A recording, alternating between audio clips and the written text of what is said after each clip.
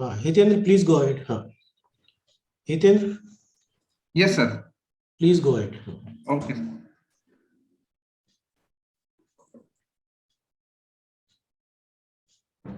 Palak, you may start. Yes, sir. Namaskar, Vanakam, Sat Shri Akal, Salam, and a very good evening to one and all present here. I, Dr. Palak Mahajan, along with my co-host, Mr. Pulkit Ruturi, on behalf of the entire family of IIHMR University, would like to wholeheartedly welcome you all on this 26th Pradanya Annual Global Conference 2022, focusing on innovations in healthcare and education. Yes, dear friends, for one last time, the 25th Jubilee Batch stands in front of you all as students of this prestigious university to celebrate a decade-long acceleration for global goals and healthcare, pharmaceutical, sustainability, development studies. Palak and everybody, let us mark this momentous occasion by virtually lighting up the lamp that is to symbolize light as the victor over darkness. Shubham karoti kalyanam, arogyam sukh sampada, dvesh buddhi vinashaya atam jyoti namustate.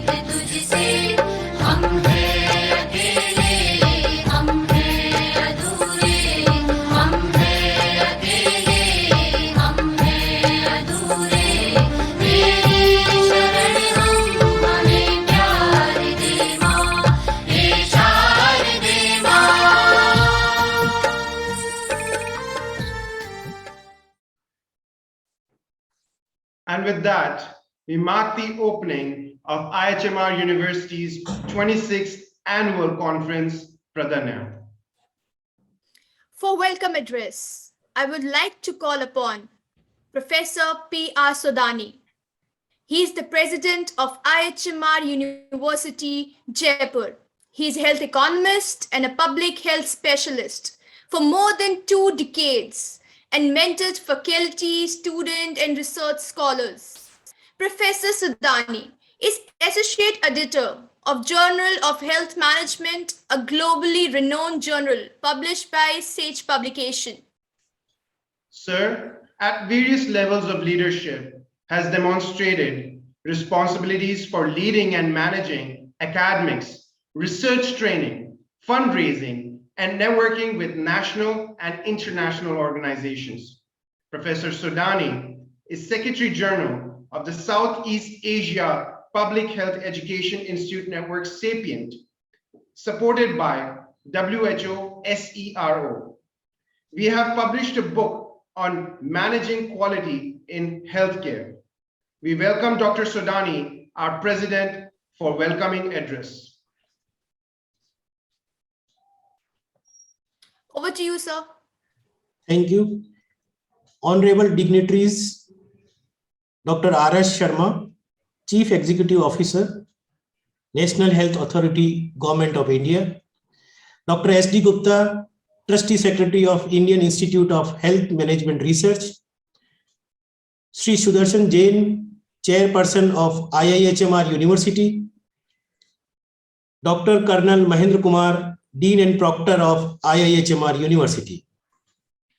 Ladies and gentlemen, it's a great privilege for me to be here on the conference.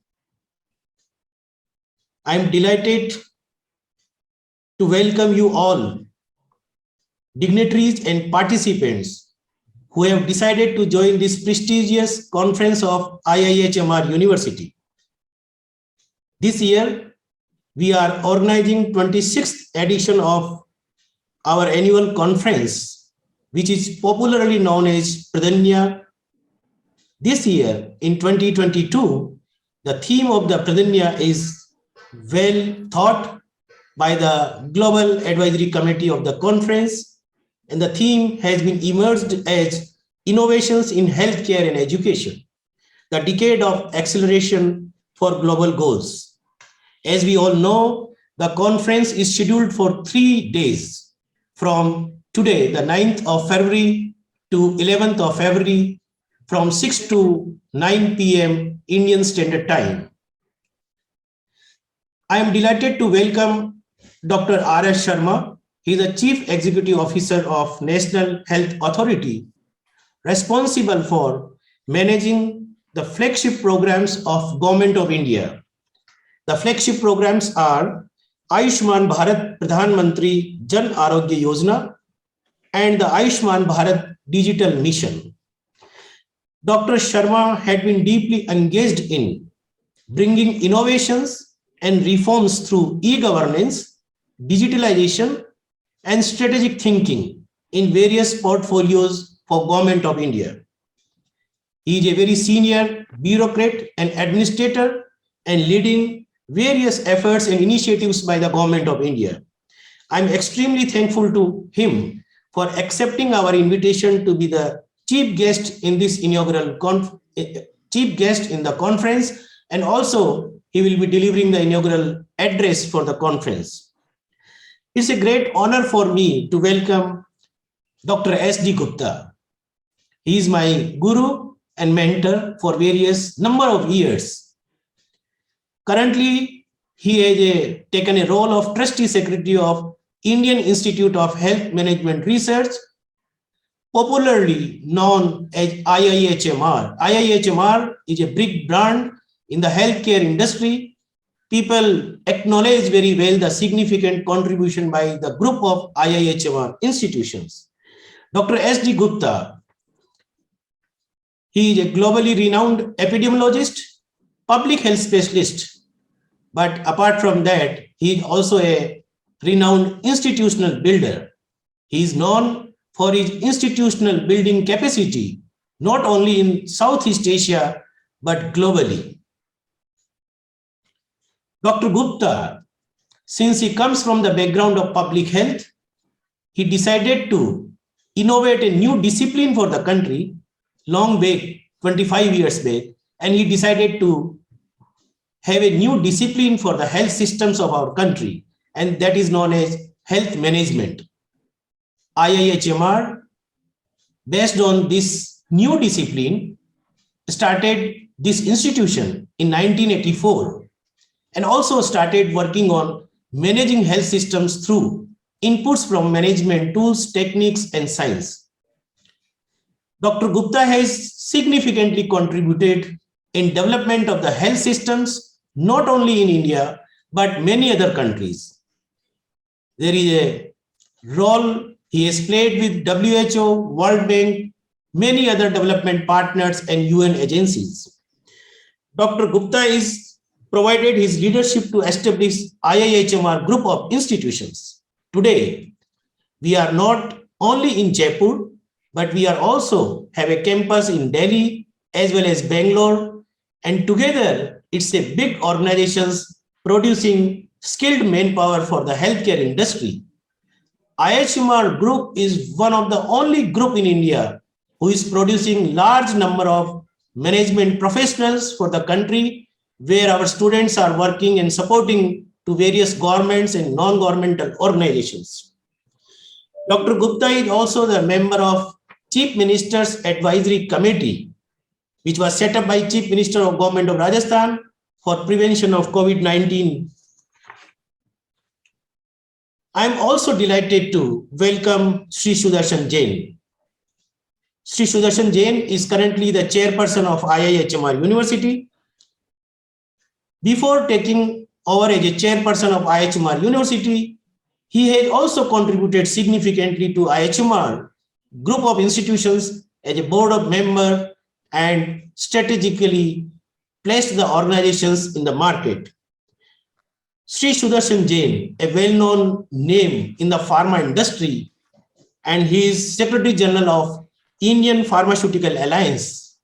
As we all know about Indian Pharmaceutical Alliance, which is one of the pioneer body in India for setting up policy guidelines for Government of India. He has a strong passion for innovations in healthcare and significantly contributed in policy formulation, especially the health policy for over the years, and supported the government and other bodies. He has also served as a member of boards on various organizations for over 4 decades. I am delighted to welcome all the dignitaries and speakers who have joined this conference globally from various geographies. Ladies and gentlemen, it's a very proud moment for IIHMR to host this prestigious annual conference. At this occasion, I'm also happy to share about the profile of IIHMR University. Established in 1984 as an Indian Institute of Health Management Research with a mission to improve standards of health through better management and management practices for healthcare and allied programs, through management research, management education, management training and consultation, and institutional networking in a global and national and global perspectives. IIHMR successfully created the new discipline. As I have already mentioned, Dr. Gupta is the person who has created this discipline and able to establish this discipline through IIHMR organization, the new discipline which we call health management. Over last 36 years, IIHMR has established itself as a unique health management research, education, and training organization, not only in India, but in Southeast Asia region. IIHMR University has established and incorporated as a postgraduate research university by the government of Rajasthan via IIHMR University Jaipur Act 2014. IIHMR University is recognized by UGC, accredited by NAC, and ranked 73rd at all India level in management education. It's a great proud moment to share me about the credentials of IIHMR to all the dignitaries who have joined this conference. IIHMR University is dedicated to the improvement in standards of health through better management of healthcare and related programs. It seeks it through management education, management research, and also consultation with multiple stakeholders at national and international level. Currently, IIHMR University is offering postgraduate programs through our university. The postgraduate programs are MBA in Hospital and Health Management, which is one of the flagship program of India, where most of the potential students who are looking for their career in health and management, they seek IIHMR as a destination. MBA Development Management, MBA Pharmaceutical Management. Apart from these 3 MBA programs, we also offer a very prestigious program that is known as Master of Public Health, MPH. It's a degree program jointly offered by Johns Hopkins University with IIHMR University. Apart from these full-time programs, we also offer executive education for working professionals in health and allied areas. IIHMR is also offering doctoral level degree programs in hospital management, public health, health management, pharmaceutical management, as well as the development management. We have collaborations and understanding with international and national universities. I'm happy to share with you that we have a strong collaboration with prestigious international universities, including Johns Hopkins University, USA, Manchester University in United Kingdom, as well as the Curtin University in Australia for our students exchange, faculty exchange, and joint research programs. Ladies and gentlemen, with this background, now I'm coming to share with you about the background of this conference. Every year, we organize annual conference with the student participation. IHMR student, they are the organizers of this conference, and every year they get this opportunity. This year, the conference is designed to promote knowledge sharing among the students and key stakeholders on emerging issues. The Global Advisory Committee, which was set up for this conference, guided us that we should have a theme for this 26th edition of Pradanya, and this theme is very important for discussion. Innovations in healthcare and education, the decade of acceleration for global goals. The aim of this conference is to explore the issues related to innovations and more over accelerated innovations for realizing the United Nations Sustainable Development Goals with emphasis on education as well as the healthcare. As we all know that education and healthcare, these are the two social sectors which are not taken on priority by the government, but as a higher education institution, our role is to support government as well as the other agencies to look towards these two important social sectors also. As we know that there are 17 sustainable development goals, popularly known as the global goals now. And these goals are decided by world leaders.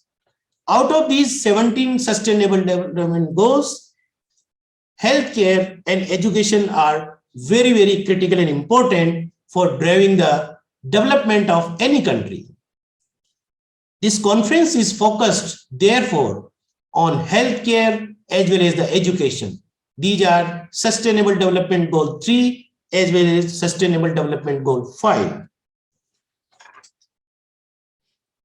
It's now 7 years when these goals were decided and agreed by world leaders. But we have to move forward to achieve these goals. We have to more work to do to achieve these goals by 2030. These goals have power to create a new world which is more safer and more better. The achievement of these goals will require different stakeholders, multiple stakeholders, working together in a collaborative manner. That is one of the key, I think, for the message for this conference will be that we have to have a collaborative environment to achieve these global goals. And therefore, we have invited multiple stakeholders in this conference. This working togetherness by pooling resources, by pooling knowledge, as well as by pooling innovations in various sectors.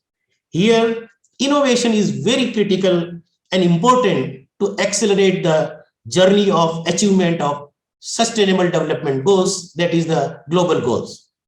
Governments and non-government organizations are working towards achieving global goals, and they are at the middle of their journey.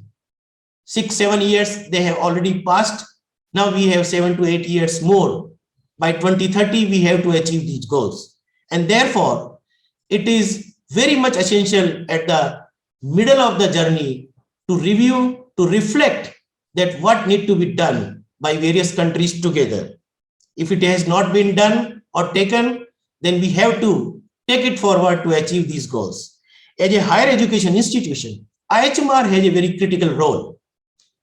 We have responsibility to facilitate government as well as the other stakeholders to facilitate and accelerate the journey of achieving the global goals by 2030.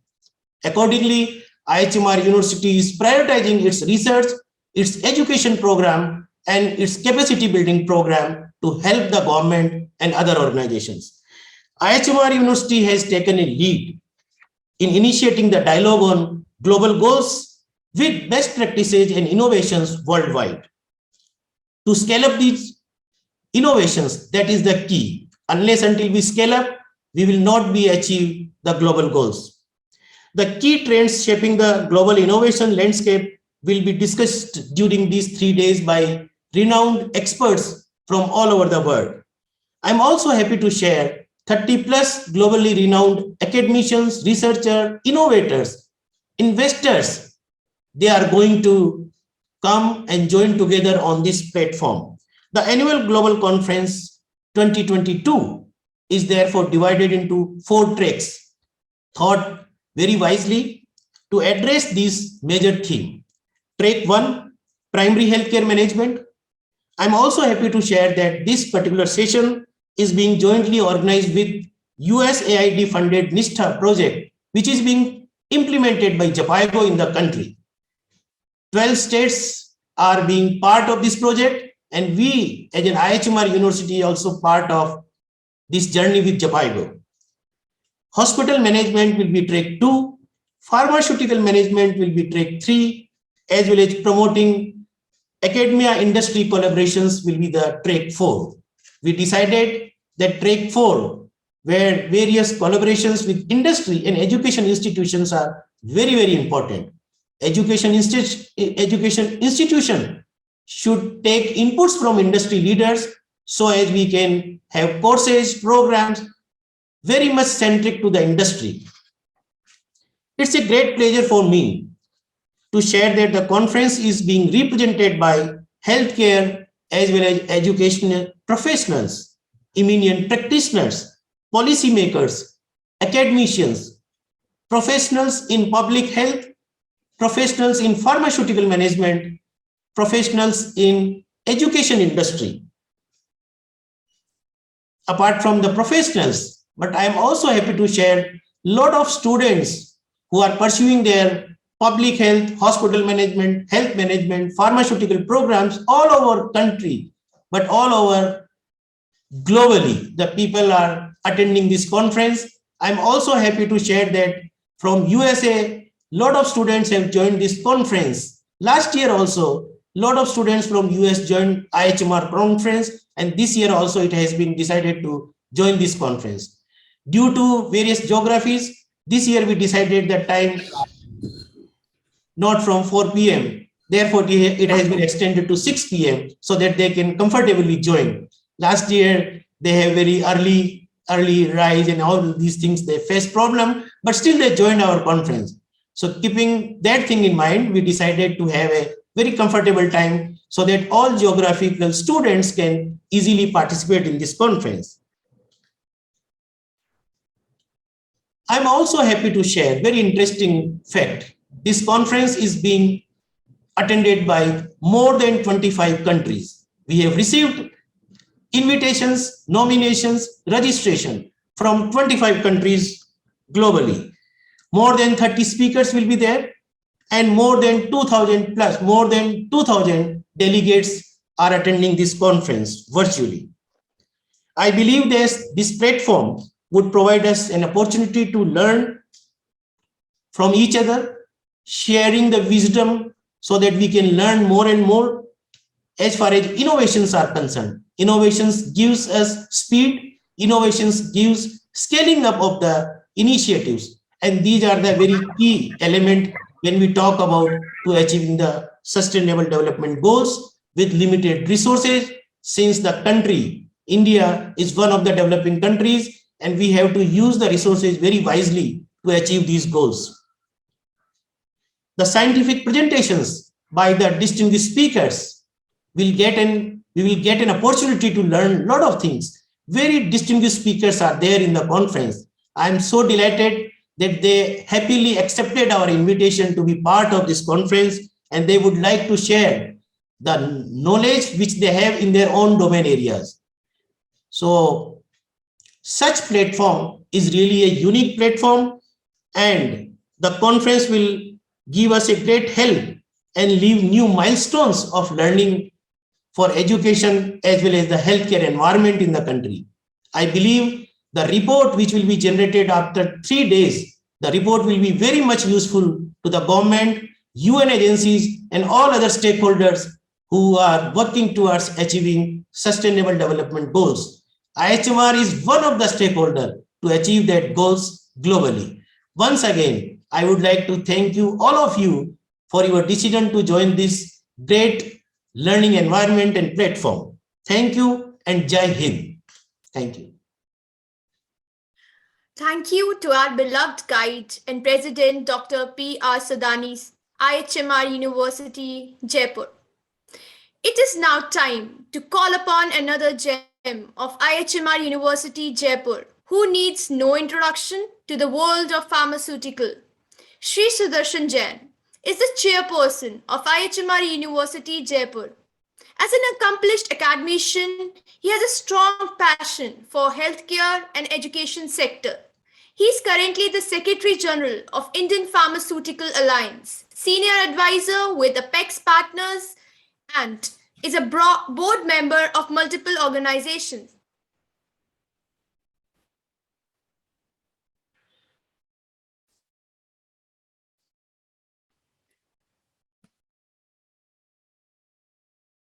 Can I start, Palak? No, sir. With 4 decades of experience in field force management, brand building, and overall business operations in healthcare companies, covering pharmaceutical, OTC, hospital, diagnostic, and nutrition businesses. Sir has also served as a Vice President of Organization of Pharmaceutical Producer of India, representing research-based pharmaceutical companies. He facilitated the building of over 30 brands that are among the top 300 in the Indian pharma industry. He's a certified leadership coach. Sir is the first Indian recipient of the Global Chairman's Award at Abbott and has also contributed in shaping the healthcare policy and improving access to healthcare in India. He's the chair of International Generic and Biosimilar Medicine Association for 2021. Please welcome our chairperson, IIHMR University, Jaipur, Shri Sudarshan Jain. Over to you, sir. Namaskar. Good morning, good afternoon, good evening, from whichever part of the world you are joining. And thanks, Palak, for very kind introduction. A warm welcome to Dr. R.S. Sharma, Chief Executive Officer, National Health Authority, Government of India, Dr. S.T. Gupta, Trustee Secretary, Indian Institute of Healthcare Management and Research, Dr. P.R. Sodani, IHMR President, IHMR University, Colonel Mahendra Kumar, Dean, IHMR, distinguished speakers, faculty members, policymakers, industry experts, and students. We got the opportunity to hear Dr. Sodani, and this is indeed a unique event with participants from more than 25 countries, 30 speakers.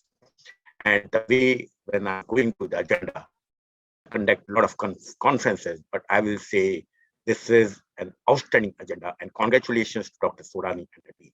It is also my privilege to be part of this inaugural session where I'm with Dr. Sodani, Dr. S.T. Gupta, whom I have always admired over the years as an institutional builder, and also Dr. R.S. Sharma, who has been setting the digital health agenda for this country.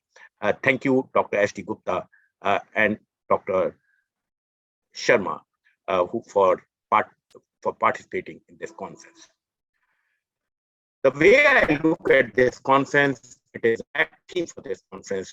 All of us know that we are going through very unprecedented times and facing the biggest humanitarian challenge which this world has faced, which is impacting both lives and livelihood.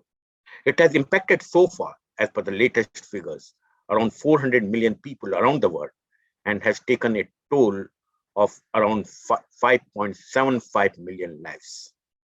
There will not be any family which is present here who may not have been impacted by COVID. And this has brought the centrality of healthcare and education, and which is the apt theme for 26th edition of Pradanya conference. This virus has the ability to mutate, and it does not respect geographical boundaries. It has not ended. Still, we have to be cautious and make sure that we are able to manage it. Nevertheless, the way I look at it, at the word, if we see the development of the society, crisis is the biggest opportunity. And adversity get the best out of any society. And I am proud to say today, being an Indian, that there are a lot of advances and innovations which have taken place in healthcare and education, which will set our agenda toward accelerating the goals of SDG. If I look back at healthcare, where I'm very, very part of it, there are 6 areas of innovation which I like to focus on. And I would like to focus on 3 areas as far as education is concerned. 6 areas as far as healthcare is concerned. I recall clearly 25th of March, when the biggest lockdown was announced. And we sat down, Indian Pharmaceutical Association, we all sat down together, all the 6 CEOs, leading company CEOs, and we have been meeting every day till December. And we also sat down with the government, and the Prime Minister called up the address to the nation. And one of the biggest things which we had at that moment is India supplies medicines to the world. Every 3rd tablet in US is sold from India. Every 4th tablets in Europe is sold from India. And India is not only a asset to India as far as pharma industry is concerned, but to the world. How do you ensure the availability of medicine when there is a lockdown? How does a person employee goes to the factory and make sure the production takes place? How does the transportation move from one place to another? How does an ancillary industry supplies the packaging material?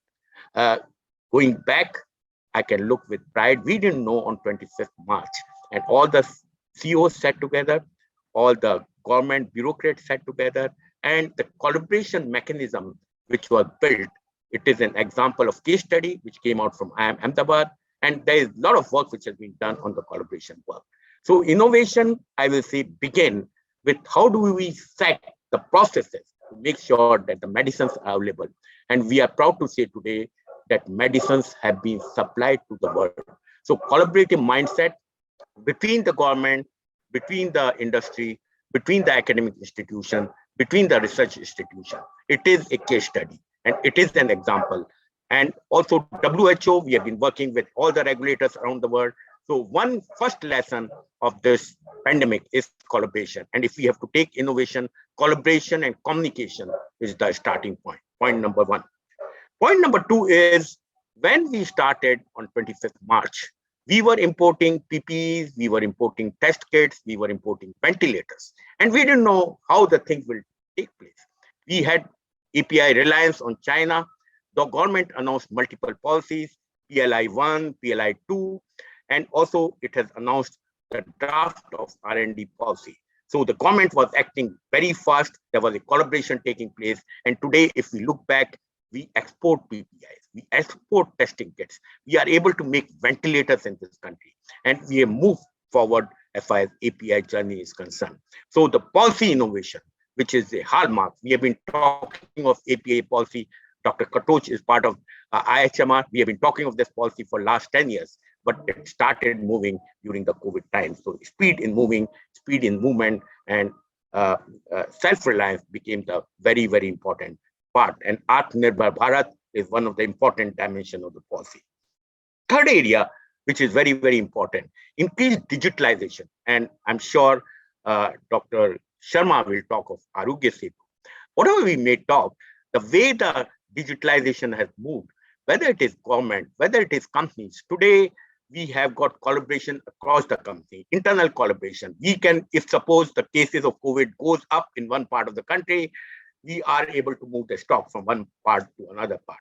Despite the biggest pandemic taking place in this country, we have been able to supply and meet the demand. And there is a lot of learning which is taking place from COVID-1, COVID-2, and COVID-3 Omicron variety. And we have been able, by and large, given the size of the country, we have been able to maintain the supply. So SOP digitalization system, what we call again in this country, have been landmark, which have never been seen as far as this part of the world is concerned.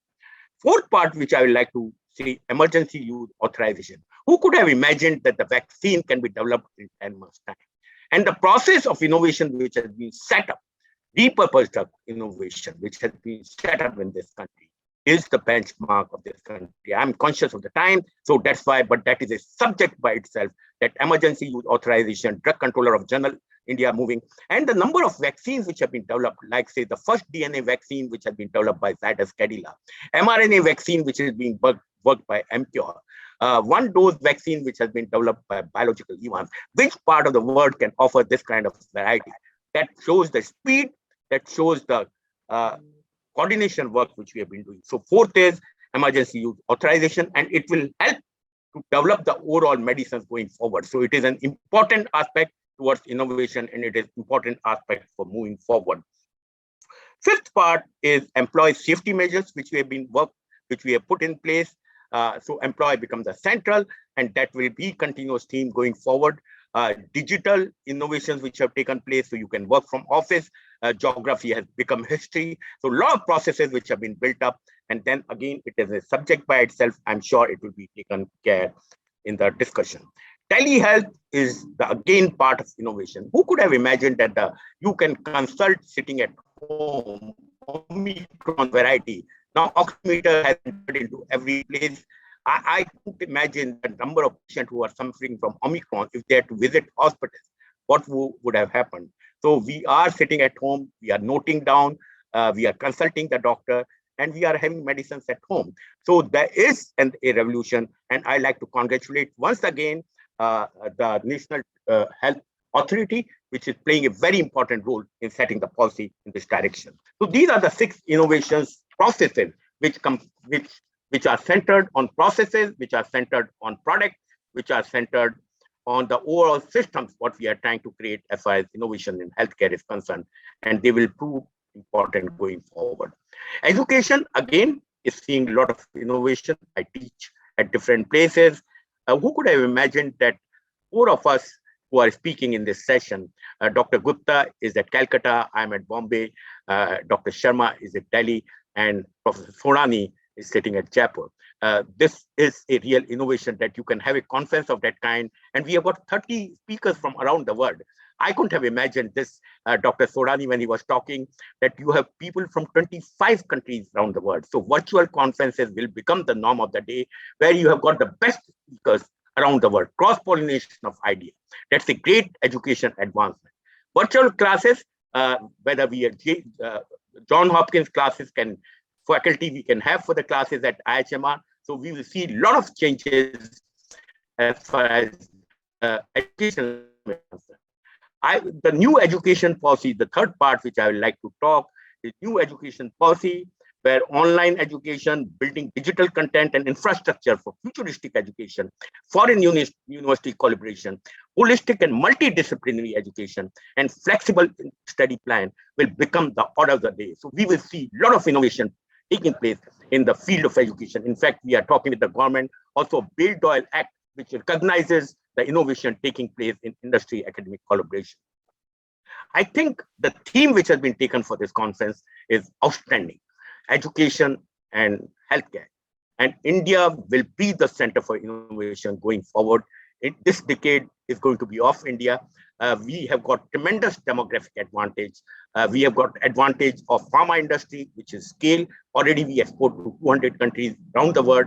And this country will be healthcare custodian of the country. And IIHMR, which is the pioneering institution in healthcare, will play a pivotal role going forward. Thank you very much for this session and the theme of this conference. I wish the conference all success and look forward for insightful discussion, which will set the agenda for the future. Thank you very much. Thank you very much to our chairperson, Shri Sudarshan Jain sir, for highlighting such incredible points. He mentioned all these 6 points about supply chain, policy, digitalization, telemedicine, manufacturing, vaccine development. Over that, Sorani sir has mentioned about SDG goals 3 and 5. Education and health is such an important aspect. So we really thank, and we are really excited to see where this conference is going to go. It's going to be superb. Now I would like to welcome and invite our favorite, SD Gupta sir, Trustee Secretary, IIHMR. Dr. S.D. Gupta sir is a leading public health professional with a distinguished academic and research career. Dr. S.D. Gupta sir is a leading epidemiologist and public health specialist with a distinguished academic and research career. Dr. Gupta has been instrumental in establishing Southeast Asia Public Health Education Institution Network, SAPIEN, supported by WHO CIRO. Dr. Gupta is the editor of Journal of Health Management, a global renowned journal published by Sage Publication. It is a great honor to have Dr. Gupta, as he is one of the forces and the cornerstone of IIHMR University and its rise. To honor his contribution, IIHMR Foundation has started a new school of public health called Dr. S.D. Gupta School of Public Health. He was a member of the technical review panel of the Global Fund. He is the member of several research advisory committee of the Indian Council of Medical Research, ICMR, and chairs project review committee of Department of Health Research, Ministry of Health and Family Welfare, Government of India. Okay, enough. Sorry? Enough. So with that, with a lot of reverence and his humbleness, to not have his Lord has spoken in front of us, we would like to call upon Dr. S.D. Gupta sir to share his thoughts about the conference. Thank you, sir. Thank you very much. And thank you, Dr. Sodani, for inviting me to this 26th Pradanya. I'm very happy that it is globally done. And there are 25 countries, mostly young students who are healthcare professionals, medical doctors, participating in this conference.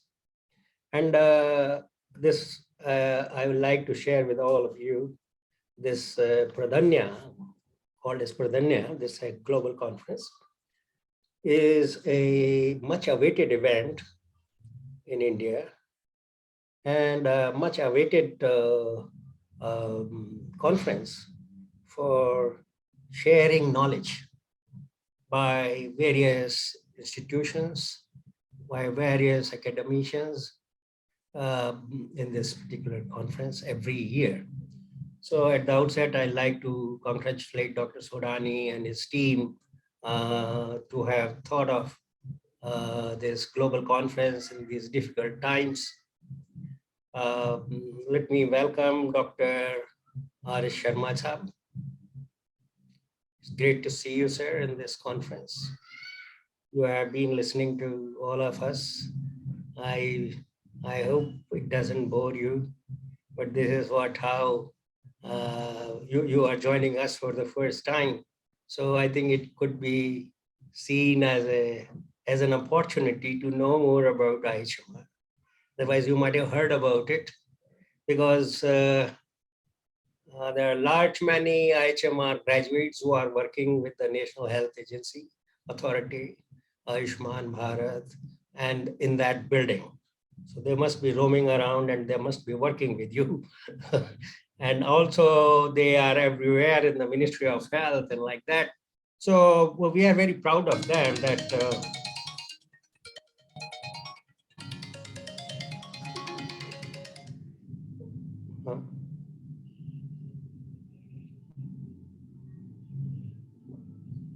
okay. So rather I keep on speaking, I will, since Dr. Sharma is available and he is waiting for quite some time, which is very unusual. And we should be grateful to him for having waited for long. So at this point of time, I will leave the floor for him to speak. Thank you very much. Dr. Sharma, the floor is for you. Thank you. Thank you, sir. Now for the inaugural address, we have a Kohinoor among us. Our chief guest, Dr. R.S. Sharma. He is highly accomplished and decorated IS officer, IS 1978 Jharkhand cadre. Currently, he is the CEO, National Health Authority, and is responsible for managing Ayushman Bharat Pradhan Mantri Jan Arogya Yojana, and Ayushman Bharat Digital Mission. He serves as the chairperson of the Empowered Group on Vaccine Administration for COVID-19. For 40 plus years, he has led reforms and leveraged IT to simplify administrative processes, thus contributing to shaping India's policy in information and communication technologies. He believed in combining planning and execution skills to ensure that policies work on the ground.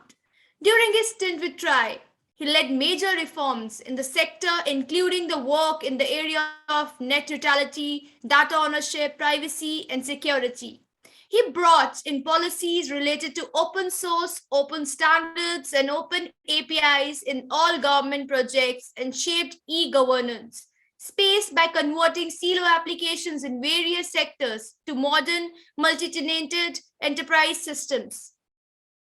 As Director General and Mission Director of the Unique Identification Authority of India, he has been responsible to bring to fruition Government of India's ambitious project to provide a unique identity to all its residents. Formulation and launch of Aadhaar, India's first and world's largest biometric identity system. On the same note, he has authored a book called Making of Aadhaar, world's largest identity platform, capturing his experiences. Sir, deeply involved in the area of e-governance, has worked to introduce IT systems in the area of public services, delivery such as government treasury, public grievances, office automation, land reforms, urban governance, tax reforms, transportation systems. He crafted policy for digital payment that led to the creation of the phenomenally successful UPI payment system in India. Dr. R.S. Sharma sir serves as the chairperson of the Empowered Group of Vaccine Administration for COVID-19. As a proud spouse of an IPS officer myself, Agwood Cadre, it gives me goosebumps to introduce Senior IS Officer Dr. R.S. Sharma sir. Please welcome our chief guest for the evening, Shri Dr. R.S. Sharma. Over to you, sir.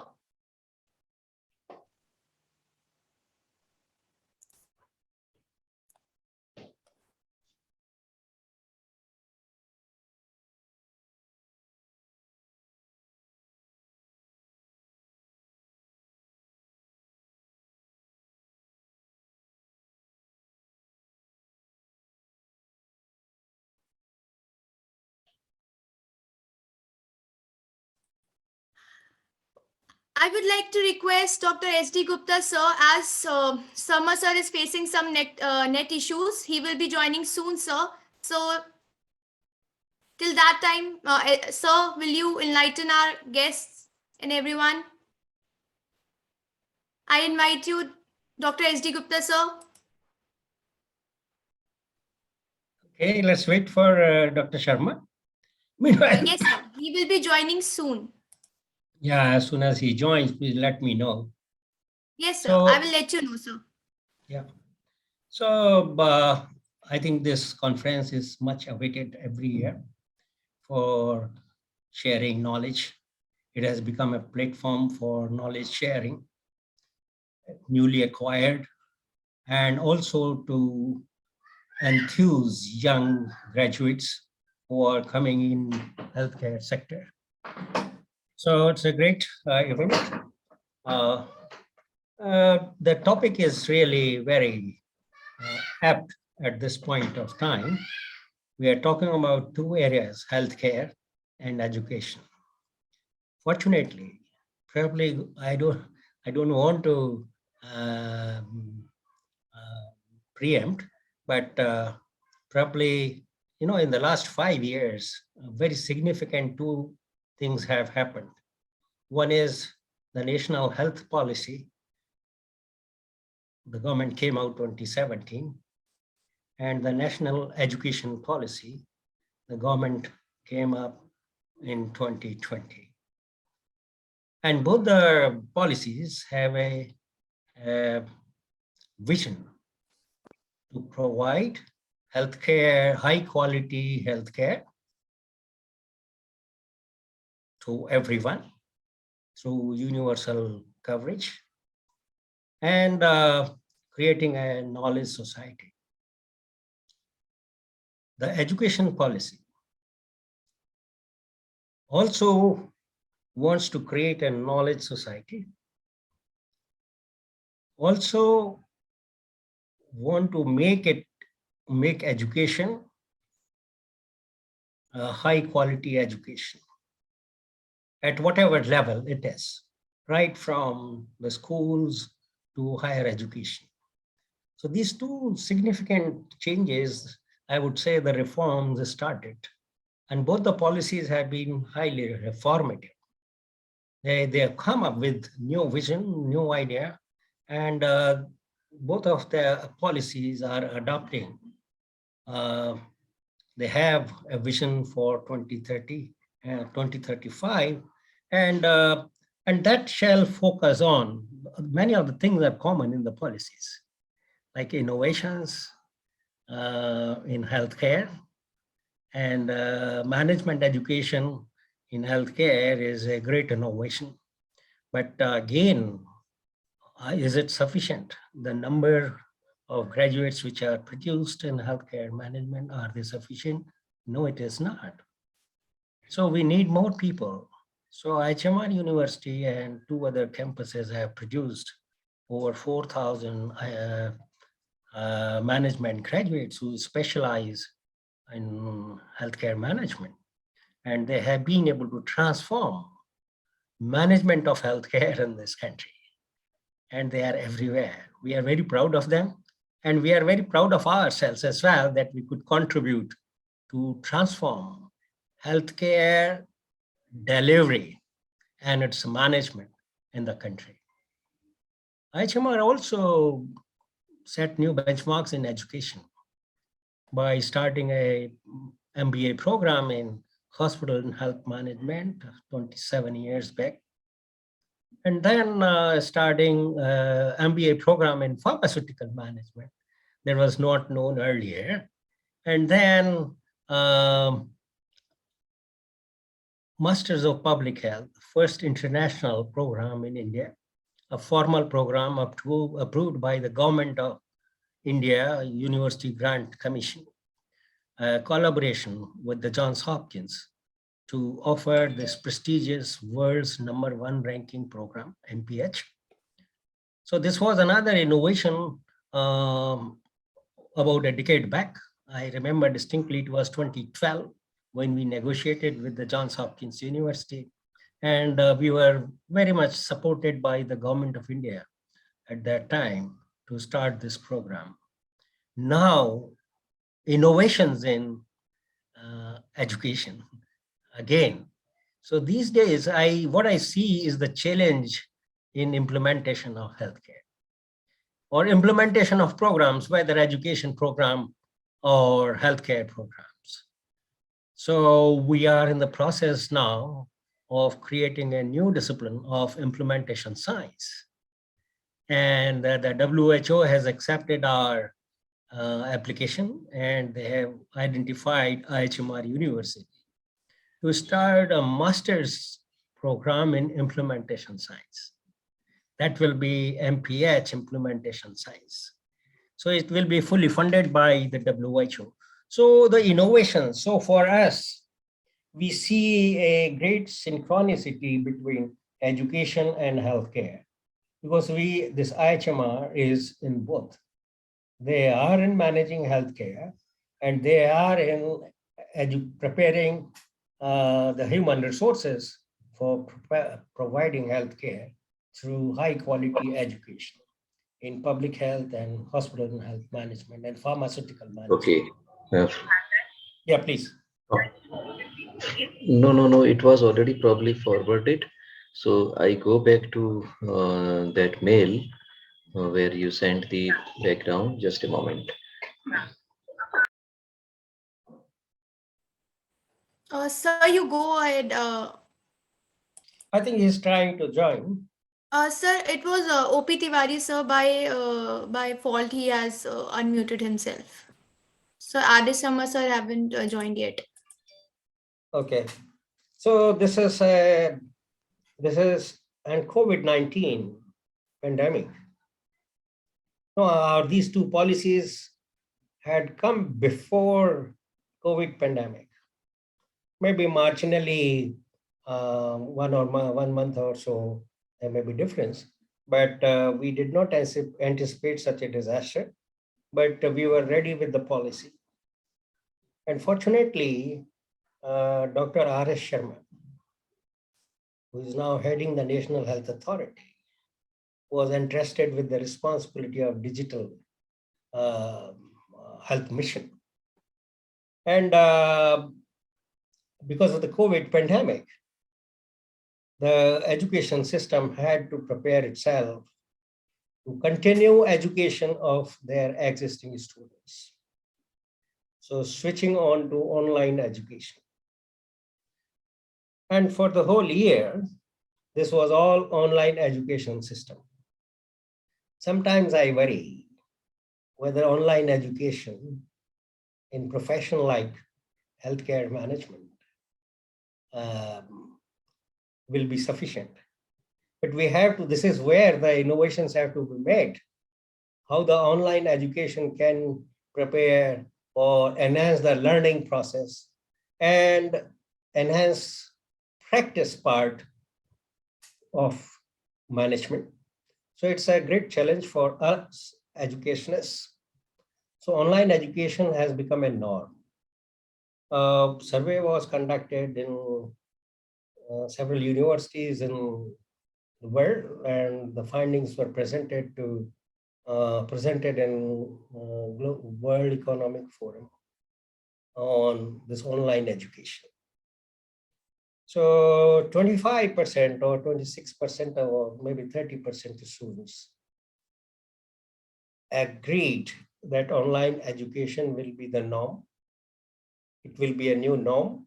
So we need to work on enriching, enhancing, and improving quality of online education. And the challenge is how to incorporate learning experiences in our online education. But around 50% of the students felt that it has to be a hybrid program, a combination of online and on-site education, so that a person-to-person contact in on-site programs could be established, and the component we felt that could be deficient on online education may be compensated. And then there is a group of remaining 25% who said, no, this is on-site education only that will be effective. So there is a differing opinion, but we have to accept the new norms. We have to work on how we can improve the online education. And now online healthcare, both are important, and how now it requires innovations. I believe IIHMR University has set up a Center for Innovations and Entrepreneurship, and also created IIHMR Foundation, a separate organization to fund startups and support innovations by the students of IIHMR group. Now they are very actively working on this. So one of the challenge should be, or the priority area for them should be, to innovate the education system within their university first, and then share those models with the other universities, that how the learning process can be enhanced. We want to become a society, a knowledge society. We want to become a society that is well, healthy, and happy. So this is what, so the aims of the two are quite synergistic, and we need to really work on innovations in both healthcare, how to deliver the care to people in the far-flung areas. Big challenge has come in with this health wellness, and we have been able to define what this health wellness should be. And there are over 150,000 health wellness centers. We require innovations for how these health and wellness centers should work, how they should be managed, what should be the performance criteria, what outcome measurements should be done, what do we want to happen with these health and wellness centers. It requires a lot of research, a lot of innovations to make these health and wellness centers effective and to reach our goal of reaching out everyone in the society in an equitable manner and in a vibrant manner. So that is important that this innovation, Dr. Sudarshan Jain has already shared that what innovations have been made in pharmaceutical industry and how do they plan to go. But one of the important challenges that has come in the COVID pandemic is that there are two things that have happened. We have come to accept that online education is the way ahead, and innovations in education and improving learning experience is one very important area. The second important thing, I think we need to innovate in management processes, especially some areas like supply chain management. As Mr. Jain has said, we did not produce ventilators, we did not produce several things, even personal protective devices or PPE kits, you can say, not a single one. But now we export. So these are the things that we have to really take on in future. More innovations are required from technology point of view, from delivery point of view, and the new areas need to be addressed. How we can face the challenge of the disease burden we are currently through and which is going to further change in coming time, in next 10 years. It will be a totally different scenario. We'll be living with cancers, diabetes, hypertension, cardiovascular diseases, several strokes, and many others. So we should prepare ourselves. Policy is there now. Policy has given opportunity to create. Now it is our responsibility to innovate, test it, and see that it works. Similarly, in education sector, how we can create the human resources with values of the society, who can contribute to building a nation. So there is a lot of emphasis on personality building, value education, and more on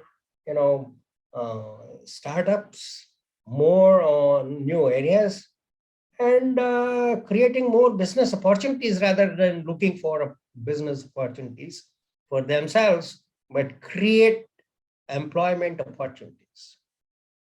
But we have a great challenge in today's higher education to produce employable graduates. The problem is not that the degree programs or master degree programs are not there. The challenge is, are they employable? I don't want to quote the data on employability, but it is very low. And those who are employable, and because of several reasons, many of them leave the country. So this is a situation. So we have to think of reversing. While we go for higher education abroad, India should become a hub for education in the world. People come over here, our quality of education, our universities are able to create such an environment so that the students from other countries come over here for education and training. So this is a big challenge. And all this is envisaged in the National Health Policy. This is also envisaged in National Education Policy. Now, this is up to us how we leverage these policies, the provisions and the reforms suggested, and the strategic approaches that have been suggested in these policy documents. So there is a great future for India. India is going to be a leading economy in next few years. It's already trying to get into the 4th rank. It's already achieved the 5th rank as a 5th biggest economy. And soon it should, people are estimating it might become the up to 3rd largest economy in the world. So that will be something that India will look forward. But this is what we require is healthy people, competent and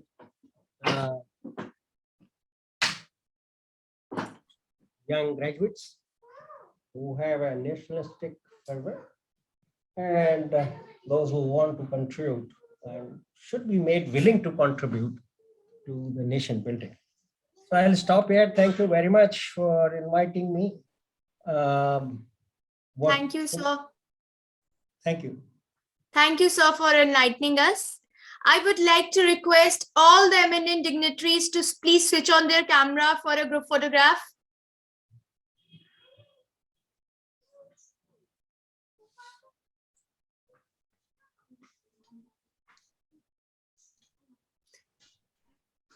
Thank you. Thank you.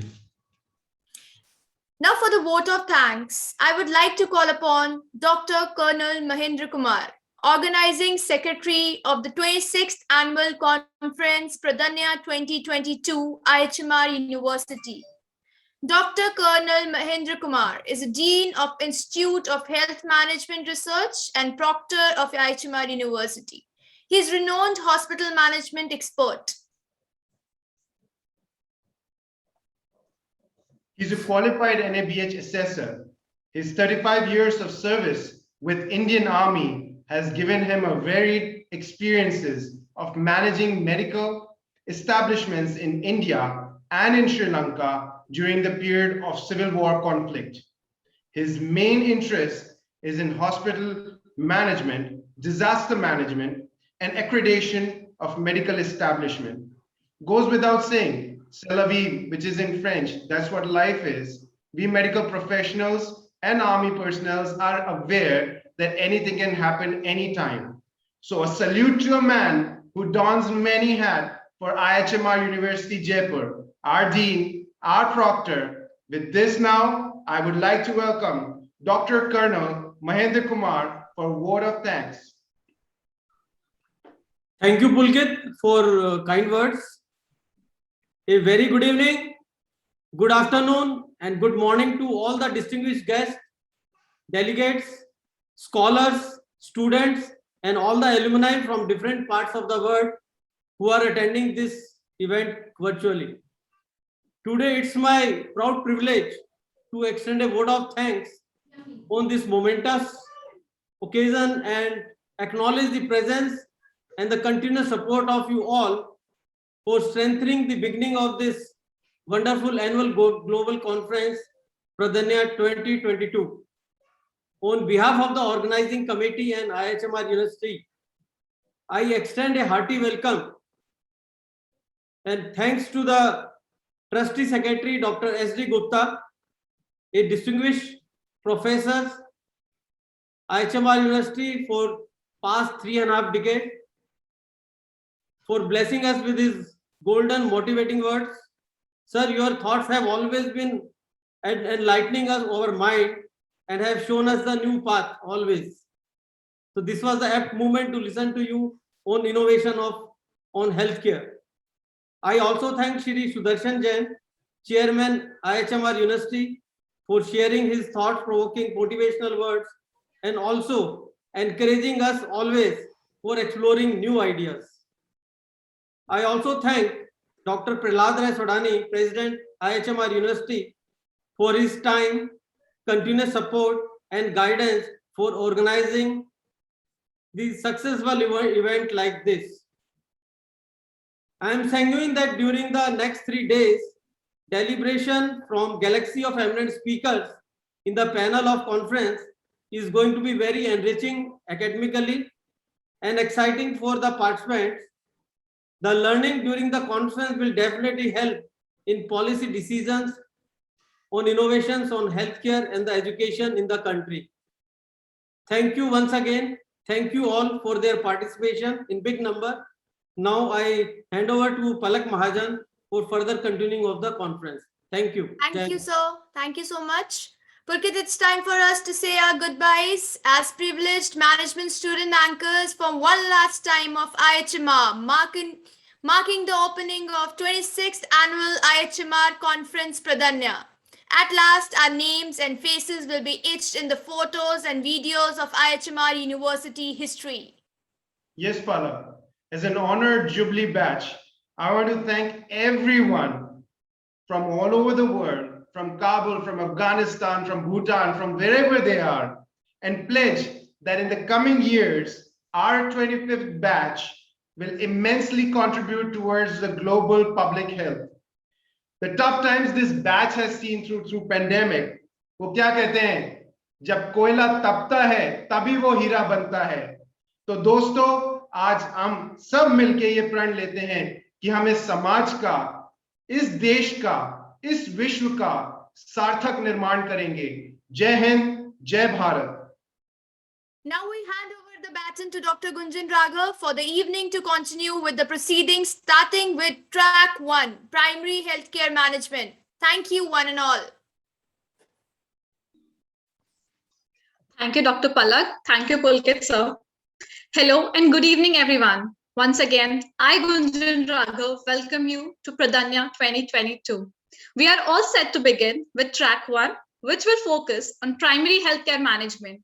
Primary healthcare is a term used to describe the first contact a person has with health systems when they have a health problem or issue that is not an emergency. With this, I would like to wholeheartedly welcome and call upon our chair for today's session, Dr. Anuradha Jain. Dr. Anuradha Jain is a clinician with formal training in public health and is a public health practitioner for last 15 years.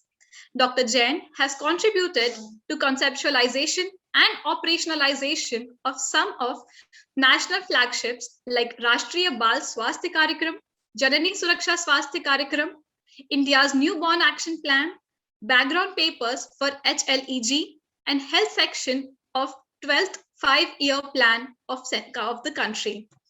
For the last 7 years, she has been working with United States Agency for International Development and providing strategic oversight to USAID's largest health system strengthening portfolio.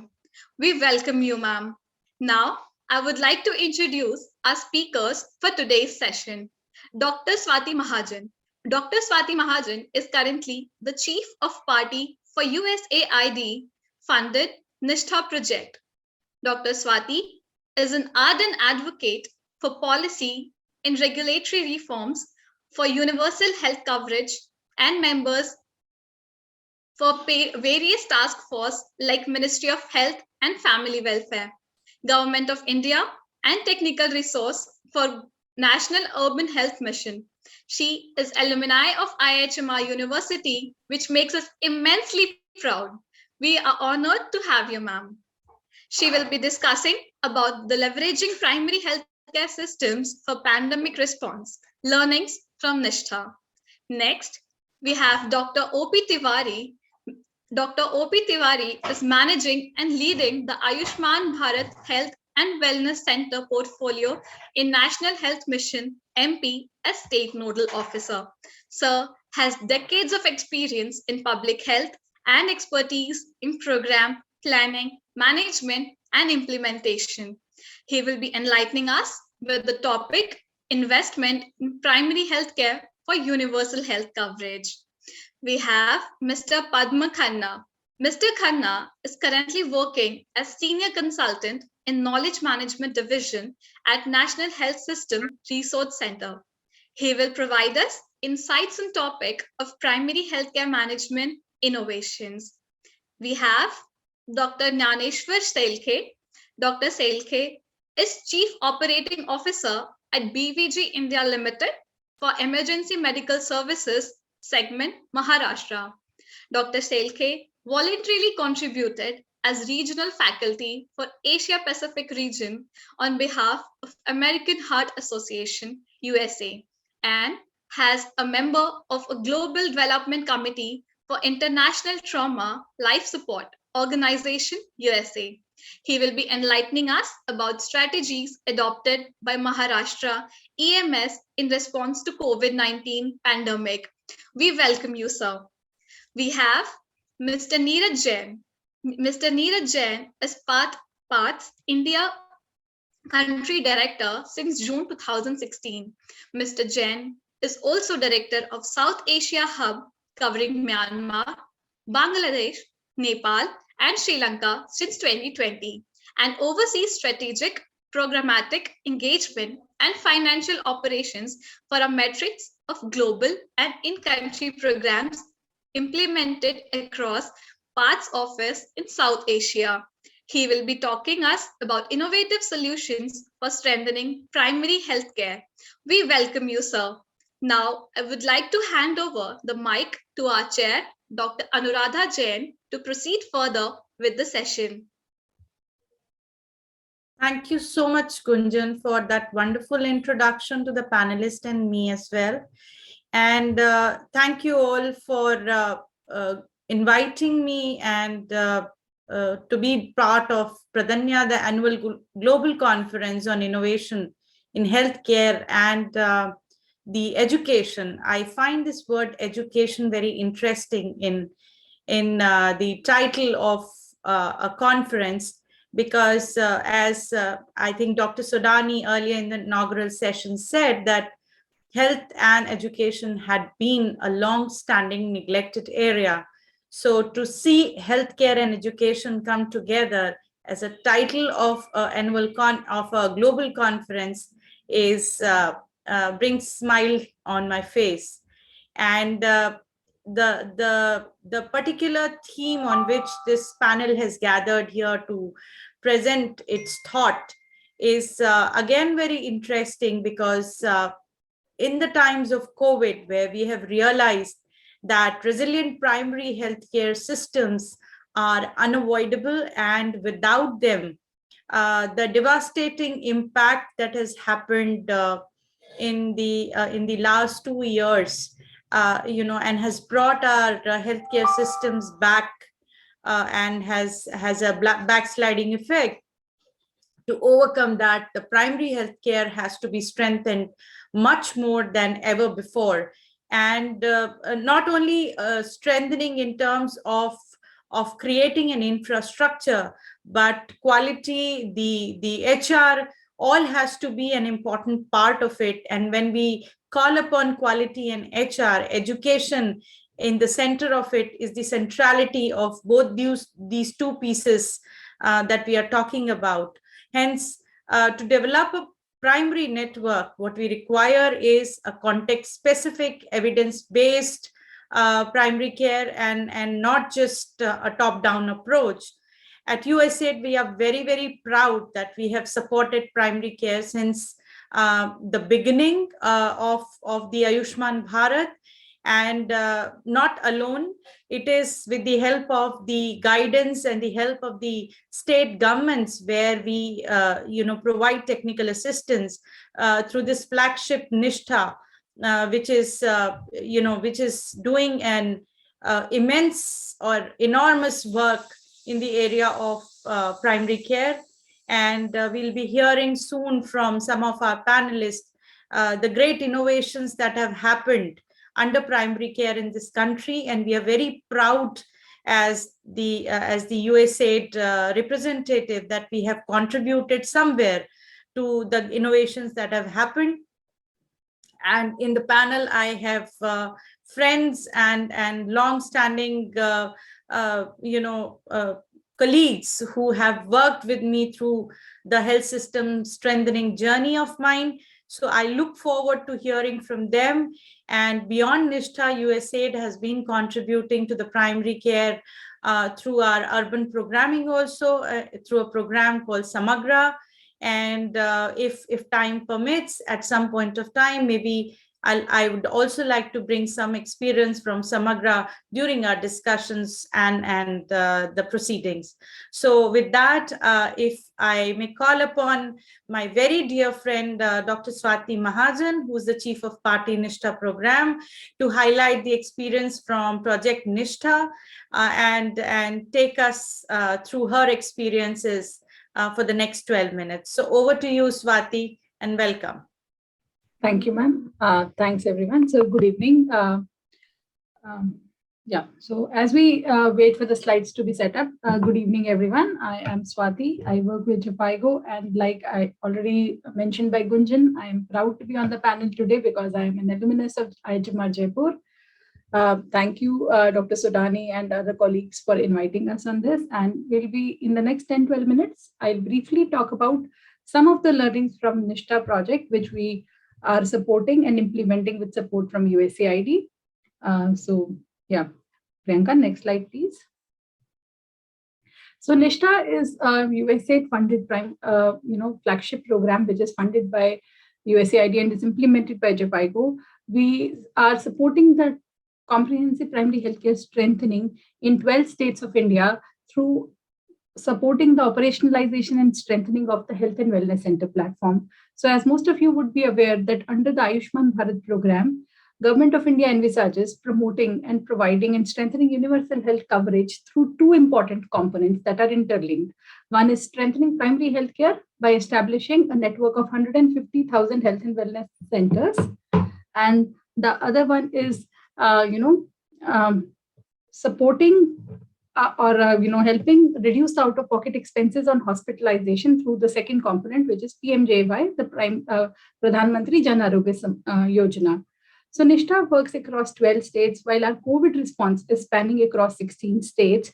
And largely, we will be talking about various pillars of Nishtha's COVID response work in this presentation. Next slide, please. So most of our work in terms of Nishtha's COVID response has been on strengthening the health systems. Given that we are a health systems project, most of our work has focused on strengthening health and wellness centers, enabling them to be prepared to provide support during the pandemic. And in the process, we've also deployed a lot of innovative solutions to address the local challenges. Capacity building was one of the biggest areas of our focus of our work, risk communication, promoting healthy hygiene behaviors, and also strengthening local level use of data and public health surveillance were some key areas of our work. While a lot of our focus was on strengthening health systems, for preparing for the pandemic response, we did also invest very deliberately in bringing around solutions for ensuring continuity of essential health services or disrupting the continuity of essential health services during this pandemic. Next slide, please. So in terms of our health systems response, so if we see our COVID-19 response, we very clearly demarcated it into two phases. So we, for the first 6 to 8 months, most of our work was in the acute phase, wherein largely most of the efforts were made to address the needs which were being articulated by the states or to deploy various solutions to respond to the challenges that states were facing. On the other hand, simultaneously, we started feeling and we understood that apart from acute response, there was a deliberate effort required to promote health systems resilience. So a lot of our work has also been on the resilience and the recovery phase, wherein we are wanting to ensure that the health systems are better prepared and equipped for any future public health emergencies.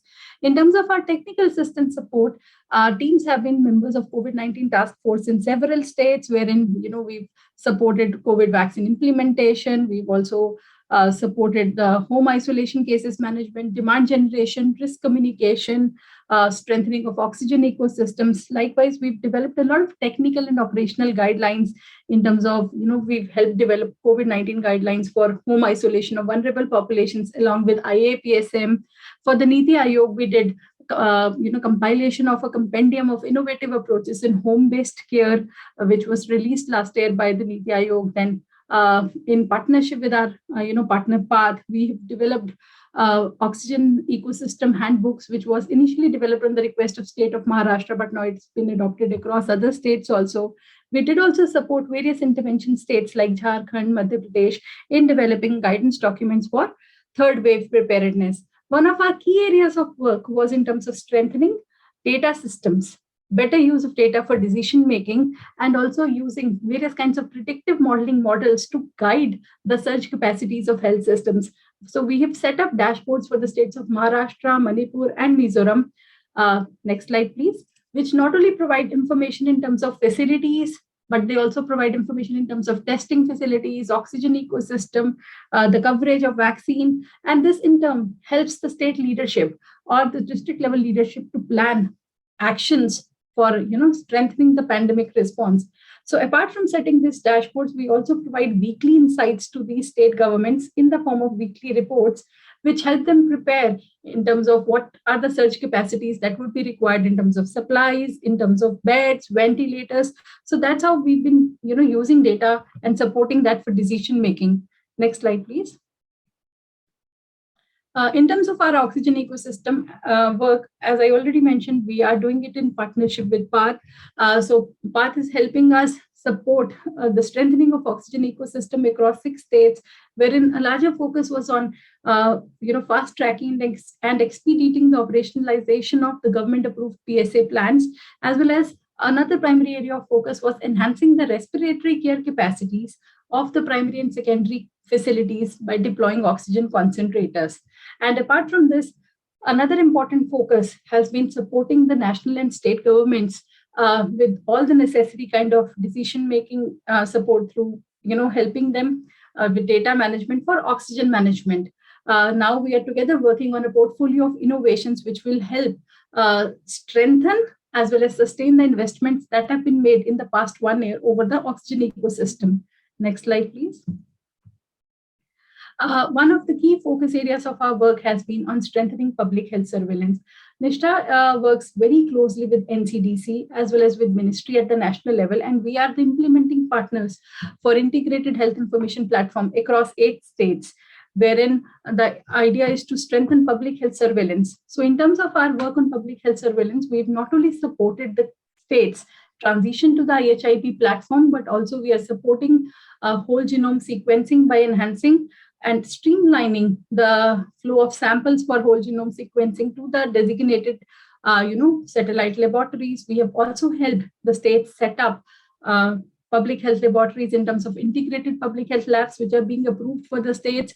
We are also coming out with a host of innovative solutions to see how urban health surveillance, how surveillance in urban areas can be strengthened, and also how private sector can play a role in strengthening disease surveillance. We are also working on piloting a model of participatory citizen-centric surveillance in the state of Maharashtra. So these are some interventions which are currently being done in these 8 states wherein we support the public health surveillance response. Next slide, please. One of the key focus areas of our work was technology-enabled capacity building. All of us understand during pandemic when physical trainings could not happen and there was a need to enhance investments in health workforce in terms of building their capacities for case management, testing, referrals. So technology was the way that we did follow. And for this, we trained the healthcare workers on various things like clinical management of COVID-19, testing strategies, mental health resilience, use of oxygen concentrators, care in the home isolation settings. So we've trained close to 55,000 frontline workers and service providers across our states. Next slide, please. One of the focus areas of our work, as I mentioned earlier, was in terms of continuity of essential services, wherein we not only did work on bringing decentralized models of care closer to the homes of the people, but we also did repurpose existing helplines, existing platforms to ensure counseling for essential health service continuity and mental health. We did also come out with an operational framework for ensuring continuity of essential health services, which was presented as one of the best practices in the National Best Practice Summit. We also did help promote the uptake of telemedicine in our intervention states, both from a triaging perspective and also from a perspective of bridging gaps in essential healthcare. Next slide, please. One of the key focus areas of our work was risk communication. So we are a partner of ministries, development partners group on COVID-19 communication. So as the pandemic progressed through different phases, the communication needs also did progress.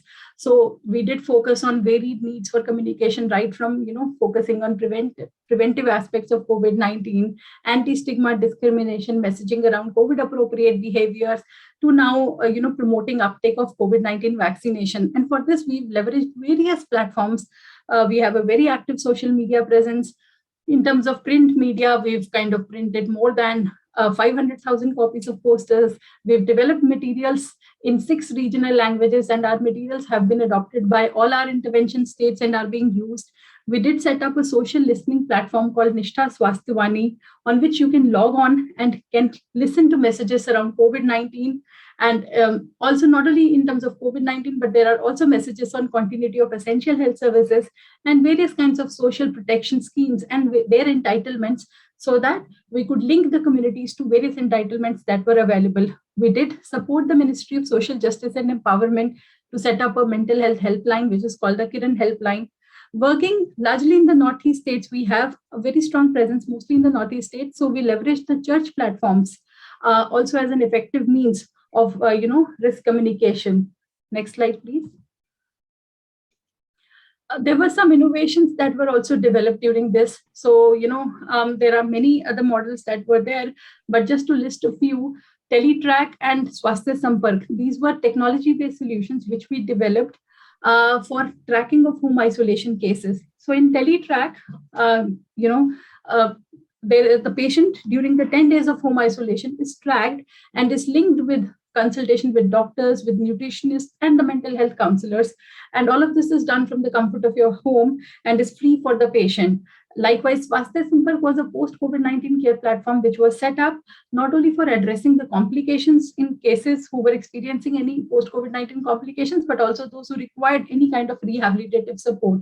So through Swasthya Sampark also, the patients can be linked to specialists and even for super specialist consultations. We did also use IVRS systems through, the COVID Sanchar model, wherein IVRS-based tracking of home isolation cases was done, and they were screened for development of any kinds of symptoms and were linked timely to care so that we could save lives. So we're very proud to say that we could save close to some 11,000 lives through this intervention. One important intervention which we are now doing in the Northeastern states for enhancing the COVID-19 vaccination coverage is the digital runner model. So in this model, we've partnered with an organization called Digital Anaxi, and through a network of volunteers who are called digital runners or vaccine facilitators, we help identify pockets of low vaccination coverage. And these digital runners, they help enhance the uptake of COVID-19 vaccination by addressing any myths or vaccine hesitancy. And also, they usually have smartphones, so they help bridge the digital divide by helping, those who do not own a smartphone or those who are not digitally literate enough to navigate the COVID-19 platform for, registering on the platform and for accessing vaccination. Next slide, please. So all in all, one thing that we've understood in our COVID response is that partnerships have a multiplier effect. Rather than recreating and reimagining solutions, it was always better to repurpose what exists. So we have a host of partnerships. We have some, we have very, very strong government buy-in. We've worked very closely with Ministry of Health, Ministry of Social Justice, NCDC, and also NHSRC, and also, of course, with 16 state governments. Likewise, we have a host of partners. Neeraj sir is already on the panel, so PATH, Unilever, PwC, IIHMR is also one of our valuable partners. So next slide, please. So through Nishtha's COVID-19 response, we've been able to touch close to 78.5 million lives and make a difference. So under Nishtha, we are truly, truly committed to leave no one behind. Thank you. That's all from my side. And I'll be happy to respond to any questions.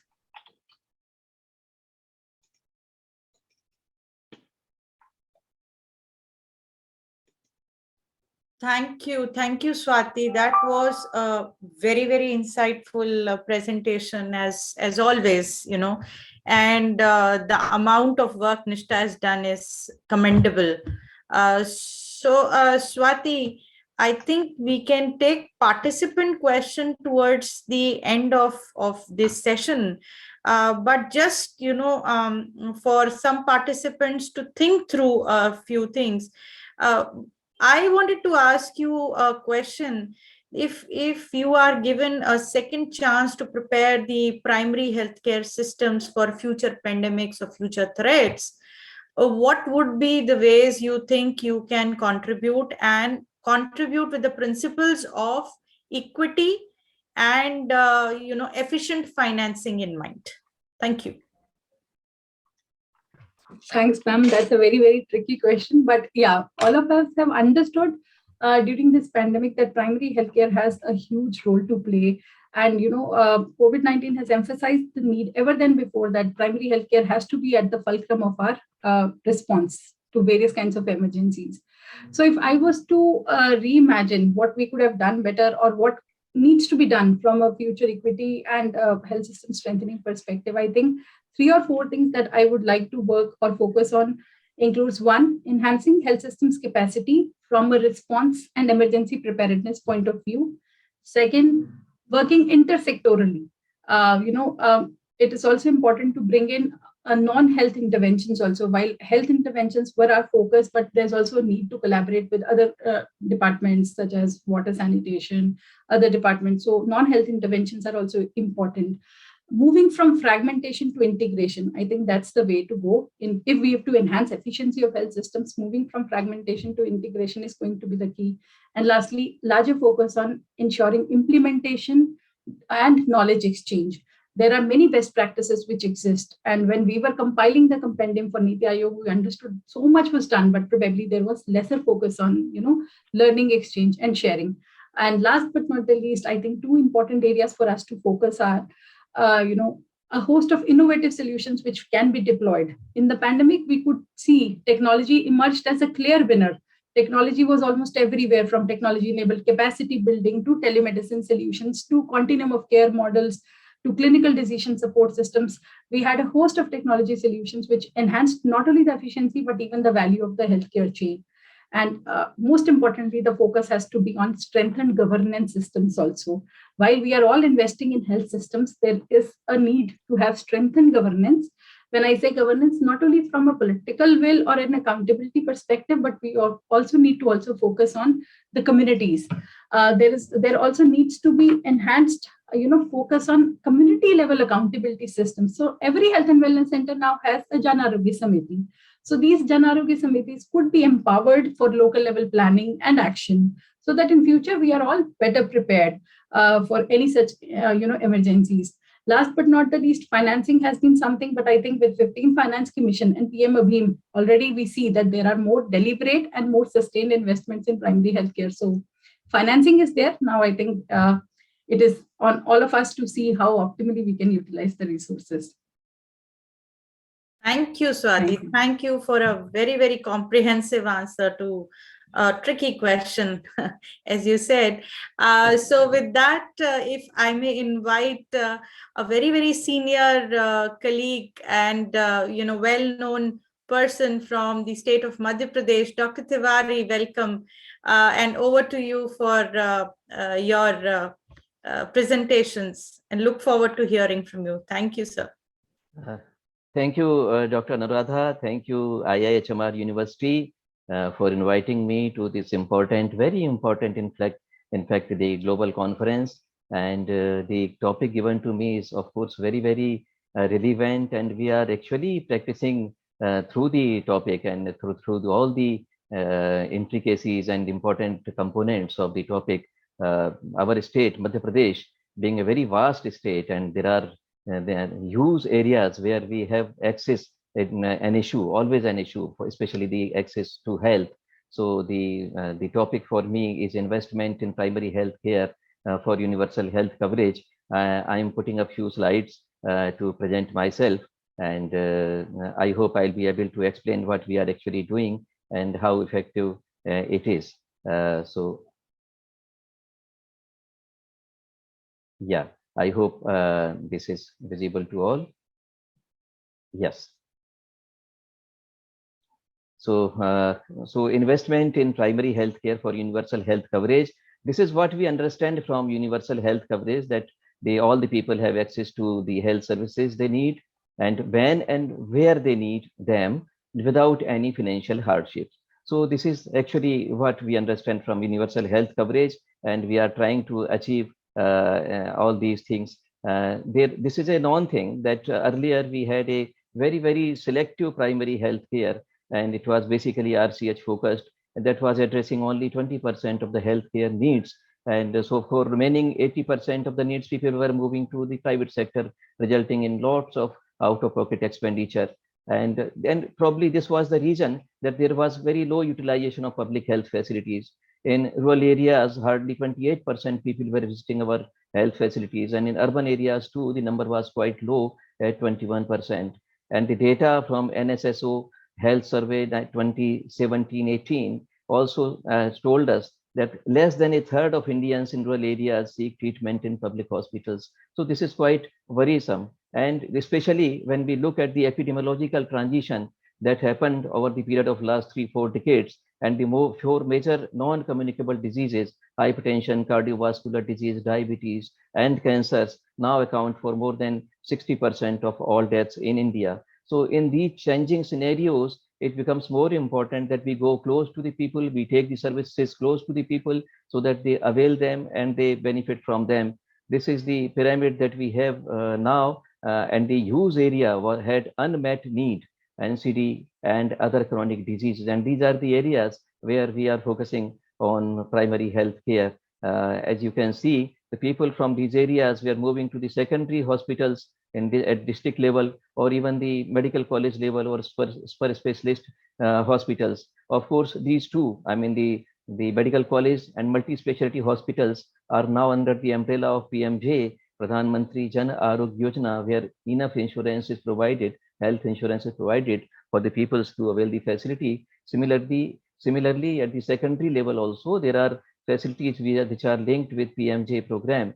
So these two systems are linked to PMJ to some extent, but the main area of concern remains the gray one, that is the primary healthcare area, where we have sub-centers and we have primary health centers, and the existing facilities were providing only RMNCHA services. There are three pillars of healthy systems for universal health coverage, and I'll be discussing about them. So these three pillars of healthy systems for universal health coverage are: one is service delivery, the second one is health financing, and the third one is governance. So we will see one by one, especially the service delivery. If we can provide that, then probably that would be great for providing primary health care to the people. And moving towards this, for the universal health coverage, the government has decided, as you all know, to upgrade all existing primary health centers, urban primary health centers, and sub-health centers to health and wellness centers by December 2022 to provide CPHC. And the objective is same: time to care to be no more than 30 minutes. With that objective in mind, there have been interventions, including incremental addition of mid-level health providers, that is community health officers. And we are also now developing the mechanisms to mentor these community health officers through medical colleges, mentoring through state mentors, and there is a CHO leadership program also supported by Nishtha Japaigo. So these community health officers, if their capacity is good, they can deliver better. These are the areas where CPSC can be provided through IIHMR Bharat Health and Wellness Centers, and this is aligned with Ashtana Declaration for Primary Health Care. These components are comprehensive and integrated services, and in comprehensive, we can see expanded package of services. I mean, as I said, previously we had only RCH services, and now we have expanded package of services. I'll be talking a bit in detail about that later on.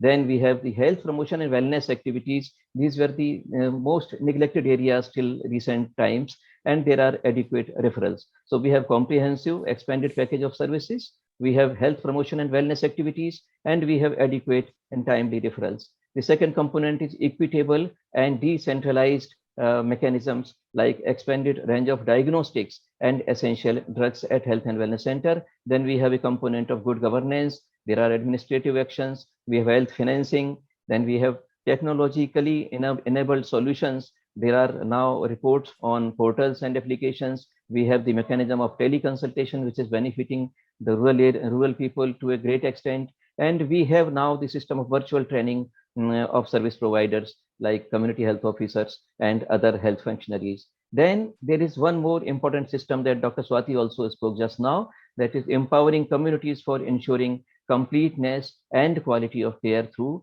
Jan Arogya Samitis. So the Jan Arogya Samitis, once they own the services in their area, probably that will make a lot of difference in providing comprehensive primary health care. So this investment is very, very important for us to roll out. So this is the concept, as most of you are aware, that there is expanded package of services in health and wellness centers. When we have health promotion and wellness activities, we have population-based screening, which is a very, very important tool to find out the people who are asymptomatic and who have actually developed the disease, but they may land into complications later on when they become symptomatic. So population-based screening is one of the most important investment in primary healthcare that we have been able to do. Then this is a team-based approach, of course, with community health officer. Then we have our health workers, MPW, ANMs, and ASHA workers. So through this team-based approach, we are implementing the comprehensive primary healthcare concepts in the rural areas of Madhya Pradesh. And there is, in fact, a lot of continuum of care that is happening through these interventions. This is the expanded package of services, where now we can see 12 kinds of services offered to the rural communities. These 5 or 6 initial ones, they were existing earlier. Now we have basic ophthalmic care, basic ENT care, basic mental health, oral health, geriatric care, and comprehensive management of NCDs. So these essential package of services, now they will probably meet the requirement of the people in the rural areas, and people will not rush to now big cities for the treatment. They'll find the basic services available close to their home. Now, what makes the health and wellness centers different from other existing health facilities? There is essential package of 12 services. There is better infrastructure, branding, and patient-friendly facilities.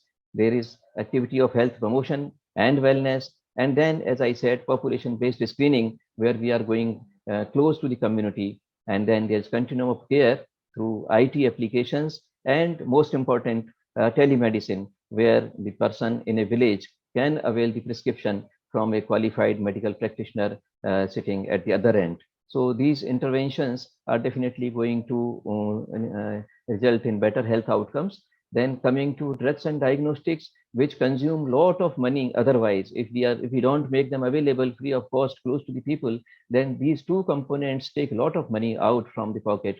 And as far as drugs is concerned, now the government has revised the essential drug list to take care of all the expanded range of services. At primary health centers, where we earlier used to have around 120 drugs, now we have 204 drugs. At sub-health centers, where we had around 26 drugs before, now we have 97 drugs in essential drug list. So this will take care of all the needs of the people in the rural areas, and CHOs will dispense the medicines for chronic diseases on prescription of medical officer or through telemedicine. So people won't have to travel to the big cities for availing the facilities. Then there is uninterrupted availability of medicines to ensure adherence and continuation of care. Similarly, e-Aushadhi expansion to keep better stocks of the drugs available is also being expanded to the primary health center, urban primary health centers, and sub-centers. And while coming to diagnostic side, now we can do 11 type of tests through rapid diagnostic kits at sub-health center level, and at primary health centers. Now we have, I'm sorry for this typo error, at primary health centers, we have now 45 type of lab tests, 34 done by hub facility, and 11 by in-house facilities through rapid diagnostic tests. The blood collection is done from the spokes, and the samples are sent to the hubs where 34 tests are done. So that way we are ensuring availability of 45 important tests available to the people at the primary health center. Then one more important activity, that is wellness, and promoting wellness through yoga. It is being practiced in Madhya Pradesh. We find locally available yoga instructors who are certified level 1 professionals. We also have yoga teachers, certified level 2 professionals, identified and engaged, and many of them are conducting these yoga sessions close to community. We are trying to find space for conducting these sessions at many other places. And these yoga trainers are paid an honorarium of rupees 250 per session for maximum 10 sessions in a month. So this is also very, very beneficial for the community, and they are getting attracted to this new activity which was not existing earlier. And this is probably going to be important game changer. Coming to health financing in primary health care, the National Health Policy 2017 envisages that increase government health expenditure as percentage of GDP from existing 1.15% to 2.5% by 2025, and there should be increased state sector health spending to more than 8% of their budget by 2020. So this is what was envisaged in National Health Policy 2017. So definitely there was focus on increasing state health budget by 10% every year. As far as Madhya Pradesh is concerned, this budget allocation is improving gradually. It increased from 4.2% in 2018-19 to 5.3% in 2020 and 21. There are 3,000 new sub-health centers approved in last 4 years, because as right now we have several sub-centers which are catering to the population of more than 6,000, which is against the IPSS norm of 5,000 per sub-health centers. So in recent years, the government has approved 3,000 new sub-health centers, and as per need, the number is increasing day by day. As far as governance is concerned, now we have approval of contractual positions. We have impaneled recruitment agencies to recruit the people very fast. We are providing them difficult area allowances. There is performance linked payment to CHOs so that the service delivery is good and complete. And there are sanctions as per IPHS norms now.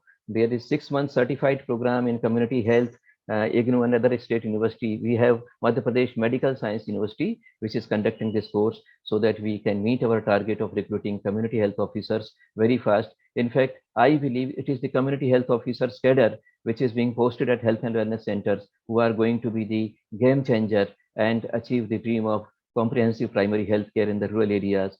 So, and then there are certain challenges like number of health facilities significantly less than required as per IPHS norms, and we are regularly working on that. There are infrastructure issues.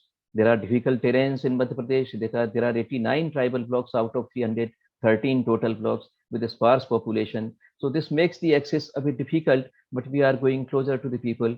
There is monitoring and mentoring of service delivery. That's a difficult area for us right now, but we are working on it continuously. We are investing our time and resources in that. Then COVID-19 hampered the CPSC activities of health and wellness teams. It's very well known fact. Most of our health workers were engaged in COVID-19 activities, initially in clinical side and then vaccination side. So that was all from my side. I again want to thank everyone who organized IIHMR University. And at this moment of time, I would also thank my supporting partner, Nishtha Japaigo, who are on day-to-day basis supporting our efforts in providing comprehensive primary health care to the people of Madhya Pradesh. Thank you very much. I will welcome any question. Thank you.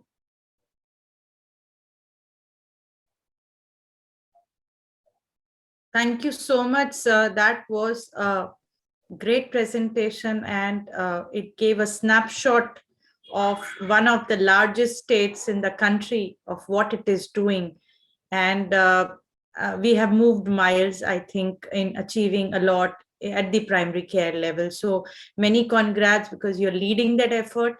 Sir, a very quick question to you would be, and since you have done so much work and picking threads from where Swati left, saying that we have enough money now, we don't have any dearth of money in the system.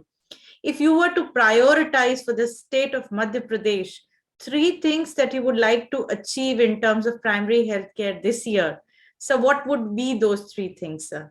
Yeah, thank you. Thank you very much, Dr. Anuradha, for a very nice question.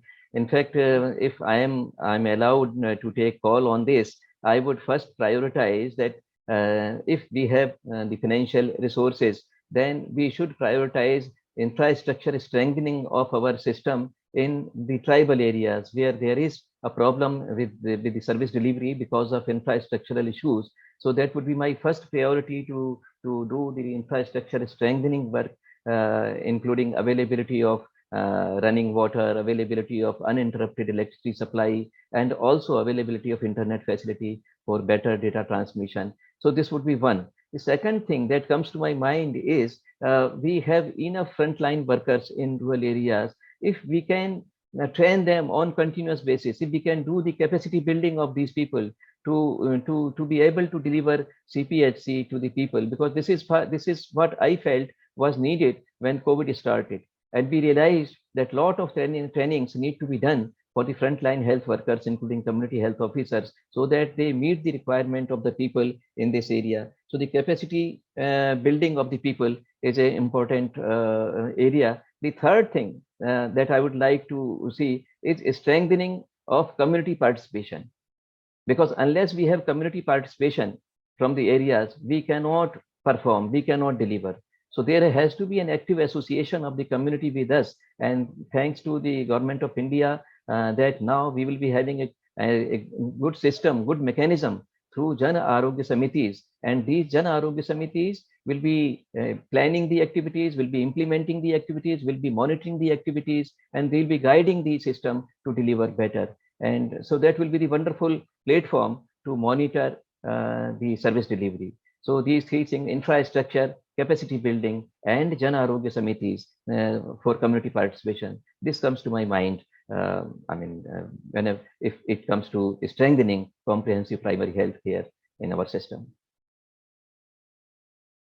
Thank you so much, sir. This was a wonderful response, and I think we can even ask you a few more questions later, if we have time, and we would definitely like to hear more about capacity building from you. So thank you so much, sir. And with that, if I would now like to move to an ex-colleague and a very dear friend whom we lovingly call Padamji in National Health System Resource Center. So Padamji, over to you for your presentation. Thank you. Thanks, Anuradha. And before I start my presentation, I'd like to thank Dr. Tiwari, because he has done half of my job, which I wanted to actually talk about. So he has already talked about all of that. So let me just start my screen share and see that.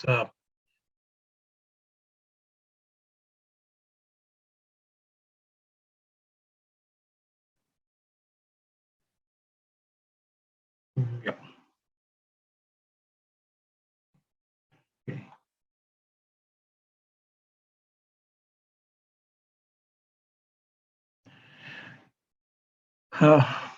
See, considering the title of the conference that we are having now, I wanted to share the kind of good practices and innovations in primary healthcare that India has been going through, not in the recent past and the continuing, but also some of the stuff that India has done earlier too. And this is just to bring to everybody's bring it forth to everybody that where do we stand and where we were. Though I start by saying that in public healthcare system, right from the India's independence has been making a lot of efforts in various fortes. Though in the health sector, people generally talked about the family planning and otherwise, but we have talked about the disease control programs also. We have also talked about the communicable diseases, and there's been a lot of efforts on the malaria control and the TB and otherwise. Sir? Hello, yes? Sir, sorry to interrupt you. Sir, actually your screen is not sharing. You are sharing another PPT. No, this is the only PPT here. Sir, in our screen, there is a setting log-up thing. Once you stop sharing, just open that PPT on your system, and then you just It is open in my system. It is open in my system. So then again, share the screen and go back to that PPT.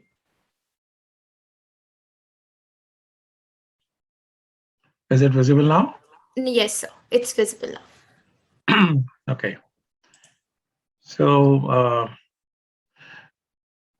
So I was talking about the whole India's approaches on the innovative efforts to deal with the primary health care.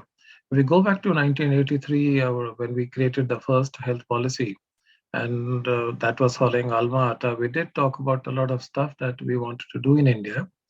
And interestingly, if you review the present situation, number of tasks which were listed down over there, they were still to be done.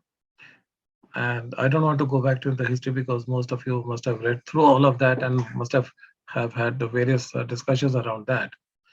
And I'd like to talk about what has been done in India in the recent past and is continuing doing is the creation of National Rural Health Mission and the National Urban Health Mission combined together is National Health Mission.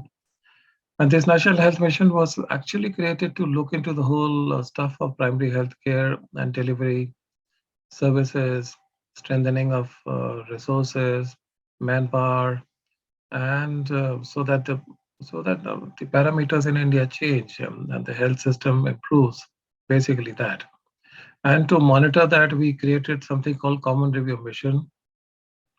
And Common Review Mission really has contributed a lot in looking into the whole progress, you can say midterm corrections, newer innovations, and picking up some of the good practices while visiting states annually and taking them at the national level and scale them up and making them as a national program. So some of them have really made a good contribution in that sector. Once that was being happening, we have written the short form GRIP, that is good, replicable, and innovative practices. And I love to call it GRIP because we are trying to actually develop a grip on the whole sector, in the health sector. And that is the way we are trying to document whole good practices, innovative practices, promoting them further, taking them at the national scale, funding them through the PIPs, etc., so that people, states, and the people get benefited out of it, and they are able to reach out whatever is planned for the state or for the district or the blocks and reaching for the villages. In our India, apart from the public health system, we should not forget what we have otherwise is a social sector. And a lot of NGOs have been working tirelessly, smaller NGOs, larger NGOs, on the health sector, and they have been contributing a lot in the public health scenario of the country. Though their approaches may be very focused on a particular area, depending on a particular area, defined time frame, defined subjects, etc., but they are making a difference. So we should also acknowledge that as well. And also the whole of support provided by the international NGOs in the country, which they still continue to provide, and they have been providing for a larger time. Other sector which we generally miss out counting on when we talk of the primary healthcare in India is the public sector units, because all the public sector units and the PSUs which are placed across the country in various remotest part of the country, setting up their own industries, etc., etc. They do take care of the population, not only of their workers, families, but also the population of villages around, and set up their own hospitals and primary healthcare services, etc., etc. So when we talk of NGOs, like people, if we go back, they refer to Jamkhed, they refer to other places, and Sini and other places. But when you talk of the public sector units, we somehow miss out in calculating the contribution made by them, which is bringing about a change. And we look at the NFHS data. NFHS data does randomly collect samples.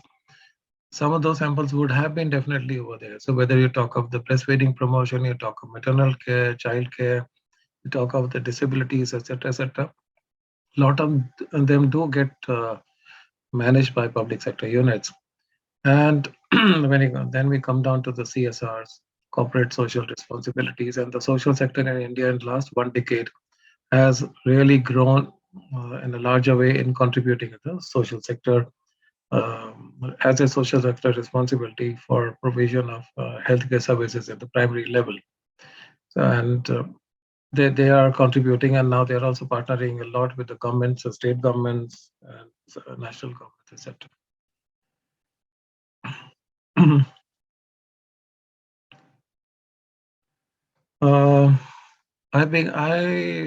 would like to begin by introducing NHSRC also, and NRHM created NHSRC as a technical resource body which can contribute in designing the whole processes and the guidelines and the manners and reaching out to the services. So in the beginning in 2007, we were supposed to be providing accessible, affordable and equity healthcare to the rural population, especially the vulnerable groups.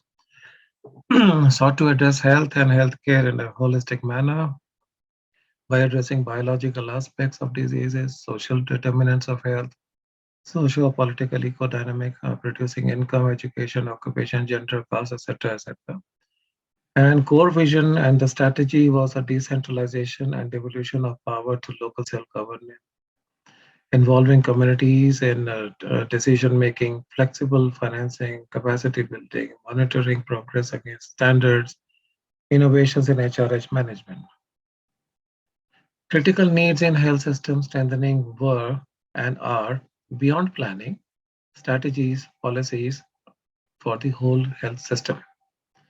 Requirements at the national, state, district, and sub-district levels for skill building, implementation support, corrective actions, and problem solving through systematic field-based mentoring and hand-holding, decentralization, and enabling local adaptation and planning and nurturing innovations.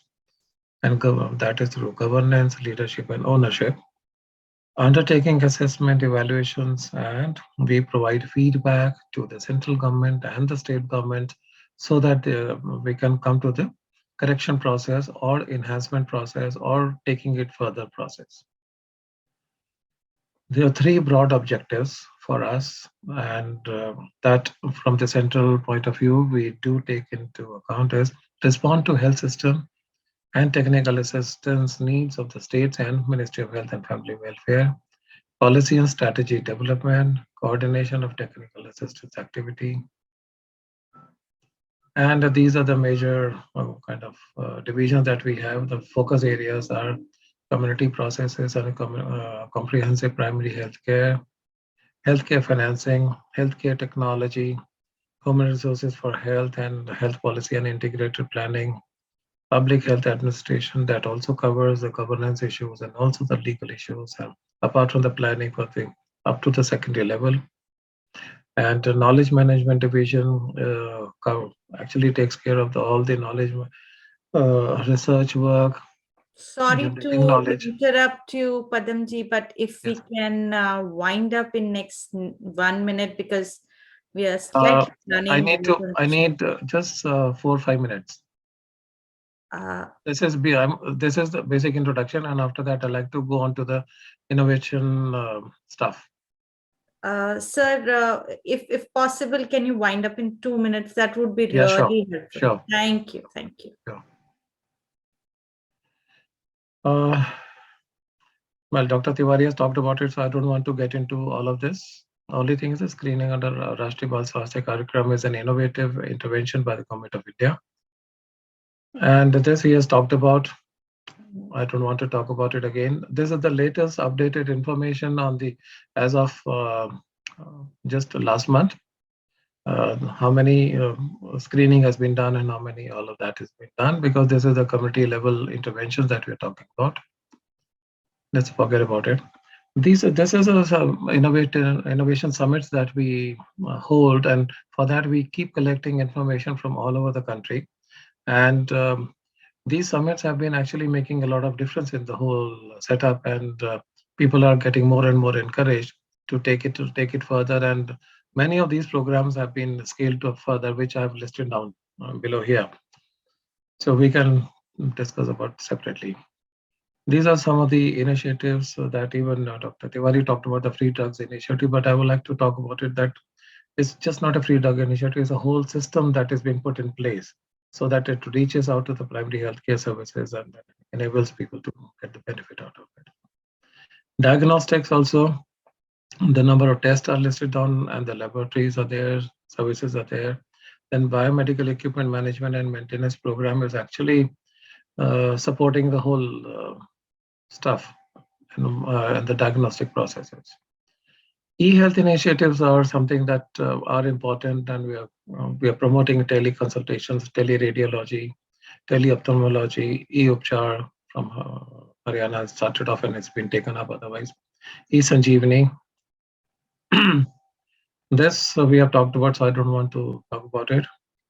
NCT screening program has been taken further and it's been gone on to the population-based screening.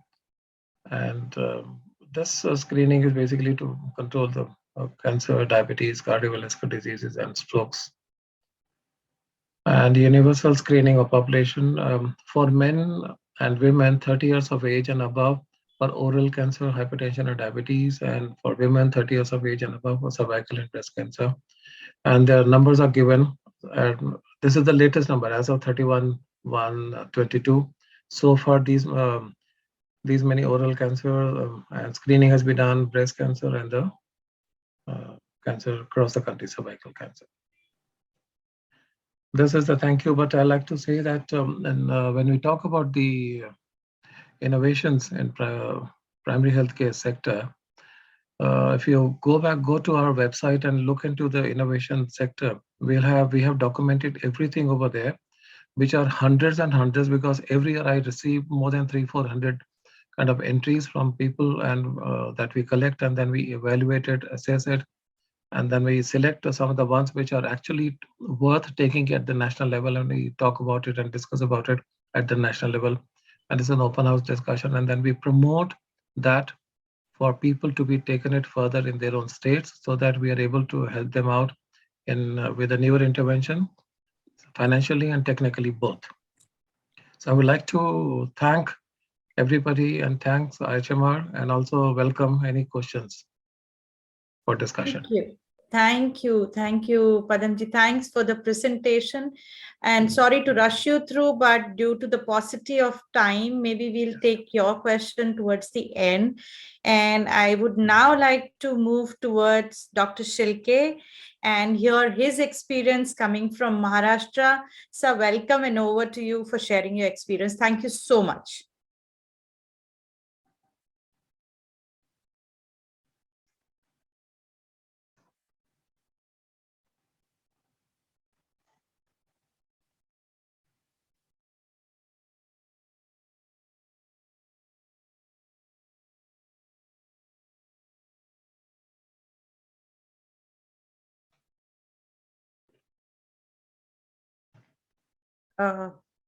So can you hear me?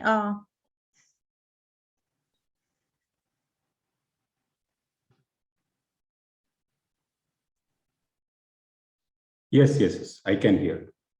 Okay, so can you put the presentation into slideshow mode, because it is. Can you see it now? Yeah. Yes, absolutely. Thank you. Good evening to all of you. I will be taking about 10 to 12 minutes explaining you the strategies adopted by Maharashtra Emergency Medical Services in response to COVID-19 pandemic at our state, and also I'll briefly take you through the strategies adopted at Jammu and Kashmir, where we operate. Now, emergency medical services has been recently added into the country, and all of us know that it is the similar to the 911 response of USA. Only the thing is that the entire umbrella-based concept at India has been operated in the PPP mode. So it has the control room, which ensures that the entire community has uninterrupted access to emergency services through the toll-free numbers like 108. And the control room ensures that the emergency call triage and medical dispatch is done through the control room. There is always a seamless integration through the control room with all the stakeholders, including the hospitals, the police, fire, and for the COVID as such, with the district disaster management control rooms. So, as the previous panelist mentioned, that dashboards have been the key in managing COVID. Certainly, the real-time data access to the key stakeholder is one of the key components of this service, which ensures that the right from taluk, the block level to district level to state level dashboards are extended to all the stakeholders to ensure that we are all on the same page. Now, I just want to mention that this service has served over 67 lakh patients since it has started, which also includes COVID patients of about 5.9 lakh patients. Now, it has second important component, which is the training and knowledge management, where the doctors are trained and certified in emergency medical services, because emergency medical services domain as such is not available in the country with Health Sector Skills Council. Certainly, it has recently added in the national domain. But this is something which is specially done for the doctors who are placed in the ambulances, which ensures that there is a uniform clinical care protocol across the state. And it also ensures that the chain of survival through right from the first responder to the hospital is maintained for any emergency which is handled. It has the third component, which includes the medical advice to the doctors working in the emergency medical services. So any clinical decision which they feel that they need the expert advice, they can connect to them 24/7 to ensure that the patient is ultimately benefited 24/7. Certainly, the ongoing monitoring and intervention, which happens through the control room, that gives the edge to ensure that the patient treatment is to the mark, and real-time medical interventions are done through the onboard equipments and others. Now, if we look at the overall impact of this system, certainly this is not only the intervention as far as the MMR and IMR is concerned, but the research has shown that about 18% contribution is from the emergency response service for reducing the MMR and the IMR in the states where it is operating. It also gives us a fair understanding that over the years we have been seeing a number of vehicles increasing on the road, but if we look at this graph, the number of deaths which are happening, they have been reducing with intervention of emergency response to the trauma victims. Now, coming to what these services has contributed for the COVID pandemic for last 2 years. I'm sure that all of us are on the same page as far as the challenges that we faced across the country during the first wave of the COVID, where PPE was considered as the first important challenge. Then the social norms, where the patients and the caregivers both were thinking that COVID means death, and that is where the key challenge for the systems like us, which serve the entire community, which was considered as one of the key challenge. The third important challenge was, when you serve the COVID patient right from the home, getting the COVID bed for the patient was third important challenge which we faced as a system, and the challenges of availability of resources for other emergency patients, like the patient, those who are on dialysis, getting into an emergency situation and getting the care at the hospital, or similar such emergencies, including pregnancy-related emergencies, chest pain emergencies, stroke emergencies, and any other such emergencies. So, continuing care for them in the COVID pandemic, and especially in the first and second wave, was one of the key challenges which we considered to be addressed at real time. Now, what we did to ensure that these challenges were addressed is having a quick policy on PPE to ensure that the staff is made aware, motivated through the lot of extra arrangements done for them, including stay, food, travel, medicines, and all of it, and ensuring that the staff helpline for their family members is initiated to ensure that they are rest assured of their families. And also in the later stage, we ensured that all the hospitals in the state were integrated in the control room. So the control room understands the beds available in each hospital for the oxygen beds, the ventilator beds, and the other beds right in the control room when community accesses the 108.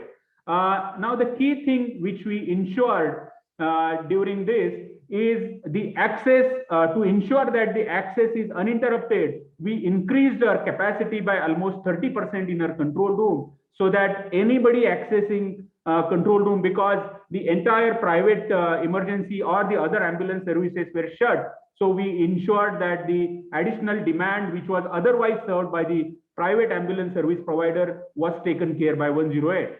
Now, the second important thing, which was availability of availability of the ambulances for the COVID patients, because we ensured that there is a segregation of the ambulances for the COVID and non-COVID patients. And at the peak, we almost made about 60% of our ambulances, that is 600 out of 1,000 ambulances for the COVID. And we also ensured during the same time that there is no additional burden on the treasury to ensure that keep it affordable. Now, the second important response strategy which we adopted is call triage. The time the call got into the control room, we ensured that whether the patient is symptomatic or is asymptomatic. So that gave us a clear-cut indication which kind of resource he requires. Because at the later stage, we ensured that the ambulances which were private in nature, where there were no equipment or so available in the ambulances, those could able to take a lot of load for these asymptomatic patients. And that ensured that the resources were allocated based on the requirement of the patients. The second important triage which we ensured through the control room was the patients requiring oxygen, patients not requiring oxygen, and patients requiring ventilation. That we called it as a caring triage, and the care triage through the integration of the hospital beds into the control room. The third important strategy which we ensured that the resources and the reviews and real-time monitoring, which ensured that the 24/7 availability of the manpower and the ambulances were made available through the help from the local government, because ensuring that the professionals were rotated so that they remain available for the services. Daily reviews and then with the local government was key for ensuring that the resource mapping and then the resources through the NGOs were also utilized to ensure that the care is continued. Real-time monitoring helped us a lot to ensure that the available emergency teams with allocation of emergencies with real-time monitoring through the local satellite control rooms. For example, control room for Mumbai was a separate, control room for Pune was separate, Nagpur was separate. So all of these pockets where the load of emergency patient was higher, the satellite control rooms helped us a lot for the local coordination over there. This the outcome which was achieved through this was about 800 private ambulances were acquired, integrated, which ensured that the resources were almost doubled during for the requirement. Now, knowledge management was the key part throughout the pandemic, because as the guidelines, the global, the national, the state, the local guidelines were changing, and which we ensured that the quick adaptation on the very same day and implementation on the next day, the policy was adopted to ensure that all the teams are on the same page as far as the change in the guideline is concerned. And we also ensured that the online training platforms were certainly very helpful to reach out to the last emergency professional to train them in the latest guidelines and the training requirement of him. Now, the next important part, which also helped us a lot by adopting the key technologies at the right time. So, quick adaptation of the latest knowledge for the operational excellence, quick adoption of the, ensuring local appreciation of the staff so that they keep motivated, they remain motivated by giving positive stories about the staff in the local press, and then appreciating their work with the local government, and pilot testing key technologies like ambulance aggregation technology, which was quickly piloted and adopted to ensure that the requirement is fulfilled at the right time. Now, certainly for any disaster response, communication, coordination, and planning becomes the key part, and we ensure daily updates to all the stakeholders through the WhatsApp technology and dashboard, which ensured that all of them on the same platform as far as the information in their local area is concerned.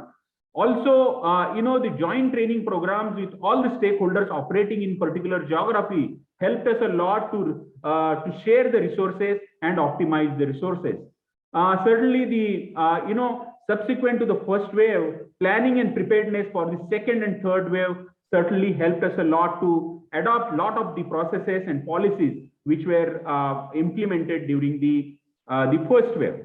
Sir, sorry to interrupt you, Dr. Shelke, but you may have to wind up in 1 minute. Yes, ma'am. Thank you.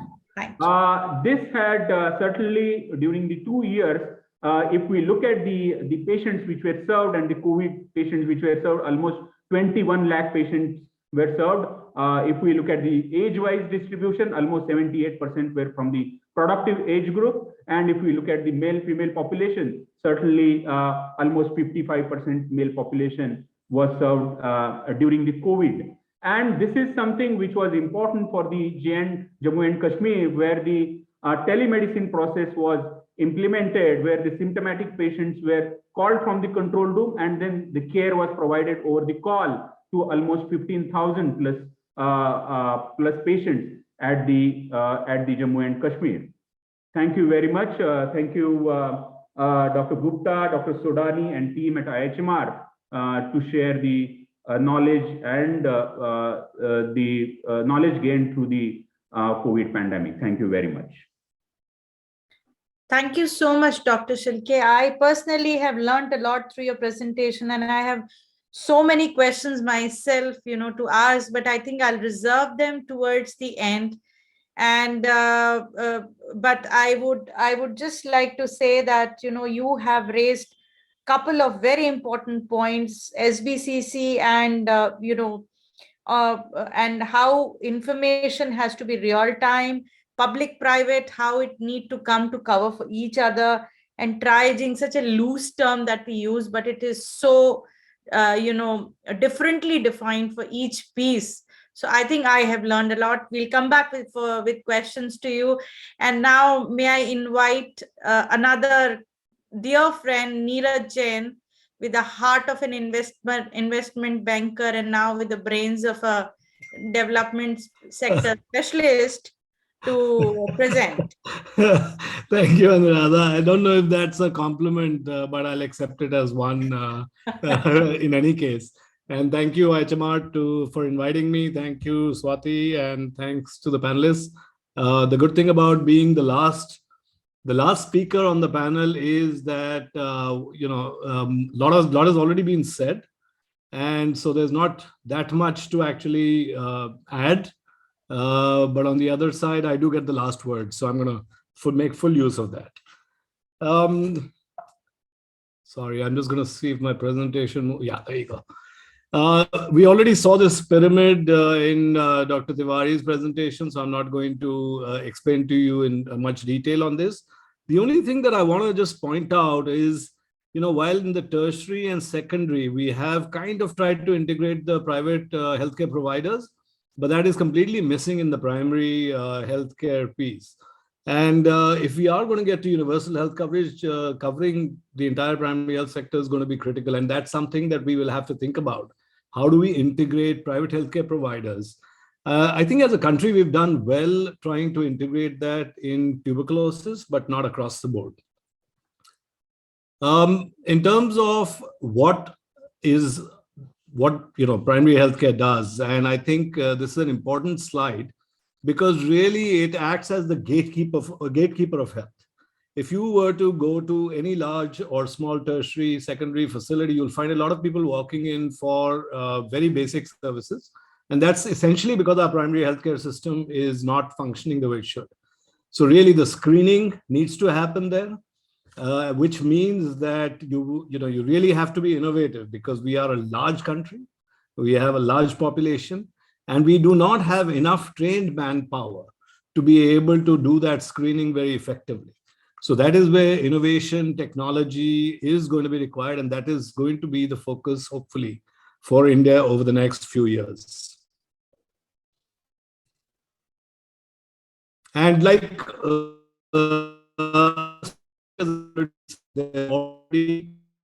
money has been allocated for healthcare. I think we're all very excited about the 15th Finance Commission, the amount of money that's been allocated there, and it's all starting to trickle down. In terms of what are the reasons for poor outcomes in the primary healthcare system, we have an overburdened, we always say, yeah, the ASHA should be able to do it. Somebody should go and look at the amount of work that the poor ASHA has and how many registers that she has to go through. So they're completely overburdened. We collect way much more data than probably we need to. A lot of that data is actually of no use in terms of public health planning or management. So somewhere that will have to be worked out. Our supply chain is fairly broken. It's dependent on individuals. So if you've got an effective person sitting there, your supply chain will work. If not, probably won't. I know there's been some work around that. I know we've done a fair amount of work, especially on the family planning supply chain, but that's an area which will have to be strengthened. And the reason I'm talking about these four or five areas is because this is where the innovations will have to be brought in. For example, in the supply chain, we've used the Indian Postal Service as a supply chain provider. That could be, very, very useful. If you've got overburdened HR, how do you reduce the amount of data they're collecting or the kind of work that they're doing through the use of technology? And I'll talk a little bit more about that. There's a weak referral management system. There is really from primary to secondary, that system just doesn't work. Of course, there's also leakage in the system because from primary, people are actually exiting into private sector. So, especially government primary. Information, I've talked about data not being used. Community behavior towards preventive healthcare is also a little bit strange and something that we need to really look at and figure out how we're going to fix that. Sorry, just a couple of things that I just want to talk about. There's also a perverse incentive at the primary care level to not report. Because if you're reporting disease, that's seen as something negative and that's probably going to be punished. So, something has to be done about that mindset. And that's where the behavior change pieces will also come in. So we have to change behavior of the service providers. We have to change behaviors of the consumers. We have to also look at how are we going to cover the shortage of manpower by adding manpower on one side. And I know Dr. Gupta talked about it in the plenary, but also by using technology. We will have to also look at how we're going to improve processes. So, while we've got this whole thing of health and wellness centers rolling out, but is that really having the kind of impact that it should have? Yes, I think they look great, but the services that are available, they still need a lot of upgradation so that can be the gatekeeper as envisaged. And finally, disease surveillance. COVID has shown us that disease surveillance is absolutely critical, and it should not be at the tertiary level. It should not be at AIIMS and Medanta. It should be down at the primary healthcare centers. Moving to technology as an enabler for service delivery. And just to talk about 2 or 3 things, telemedicine has been talked about a fair bit. And I think it's here to stay. Sanjeevani from the government is being rolled out. And I know that Swati is doing a lot of work around that. But that will also require some amount of push. During COVID, it was a necessity. Post-COVID, is it going to continue as a good service? We need to push that. Multiple vitals in a single device. So there are a few devices. There's HemerX, and we're testing out some of these devices. HemerX, Arogyam, Scanbo, they have point-of-care devices that actually can tell you multiple vitals in a single device. And it also reduces the cost of screening. And finally, self-care. I mean, what better than making sure pulse oximeter at home, it tells you a lot. You could have other devices that eventually make it to home. The Apple Watch, which most of us can afford, but of course, the rest of the population can't. But prices are going down. You've got cheaper watches coming, and hopefully we'll get there with that. Technology can also catalyze process improvement. So data management, how are we planning our resources? How are we doing early identification of outbreaks? And this is going to be absolutely critical for us. Early identification of outbreaks, being able to actually identify, what kind of a virus it is, or what it could have an impact. Antimicrobial resistance is a big one, and that's going to start showing up in big pockets. And how are we going to manage incentives? Supply chain, I won't discuss anymore, but absolutely critical, because if you don't have supply, there is no way people are going to use the primary healthcare services. So supply has to be there. Availability of supply. We worked in acute encephalitis in Gorakhpur, and just having doxycycline at the primary healthcare level just changed the case fatality rates dramatically. We changed the algorithms, we had doxycycline available in the front, and things changed. And finally, case management and access to case history. We just don't do that. Patient tracking, follow-up, and treatment adherence. I mean, we've done that a fair bit and fairly well in the case of TB, but there are other areas where we still have to do a lot of work on that. And Anuradha, I'm going very fast so that you have enough time at the end if you want to come back. Thank you, Neeraj. Sure. Behavior change. So that's another extremely important piece, because as I mentioned, there is a behavior of the consumer which has to change. How do you draw them to free services? How do you provide? How do you work with your service providers so that they are happy and they provide the best form of services? How do you inform consumers? Have informed consumers, because it has to eventually, for me, the whole point is that health should be a matter of right, not a matter of service delivery or whatever. So if people do see it as a matter of right, it becomes rights-based, then things will change.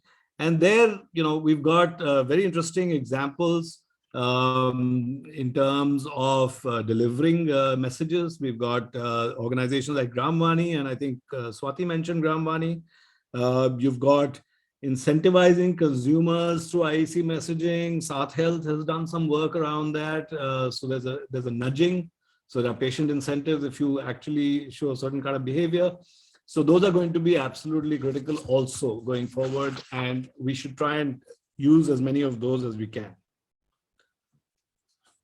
Coming to integrating technology and what is really needed. I mean, I think that's going to be important. We are going to have to see how we're going to integrate innovation. Unfortunately, when this word innovation has become a little bit overused, it's exhausting. I mean, I know working at Paths, we talk about it all the time, but we are slowly learning that it's really been overused. It's not a bright, shiny object. The idea is not to plug something into the system which is not necessarily fit for the system, which doesn't necessarily align with the overall public health objectives of the country. We'll have to figure out financing mechanisms. We'll have to look at behavior change. Adoption of technology is not easy either. Telehealth is not something which happened today. I know that organizations have been working on telehealth and telemedicine for the last 10, 15 years. Now we're talking about it because we saw that need during COVID. There's also a large need for adoption of technologies for screening. So really, if we want to strengthen our health systems at the primary care, at the primary level, what do we need? We need to be able to do large scale population level screening. And I think that's going to be the focus. And then at the end of it is the larger piece of health systems strengthening. And that's going to be important as we start bringing it all together. The National Digital Health Mission is a step in that direction, but we will have to see how that pans out as it starts rolling out in multiple states.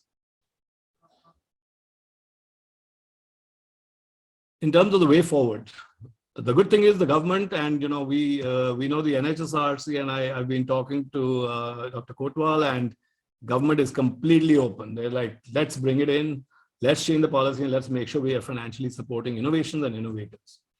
Development partners like us, we are all ready. We're available. We are partnering with government in trying to make this happen. And the innovators are extremely excited because there is money to be made eventually for them, not just in India, but beyond India in other low and middle income countries.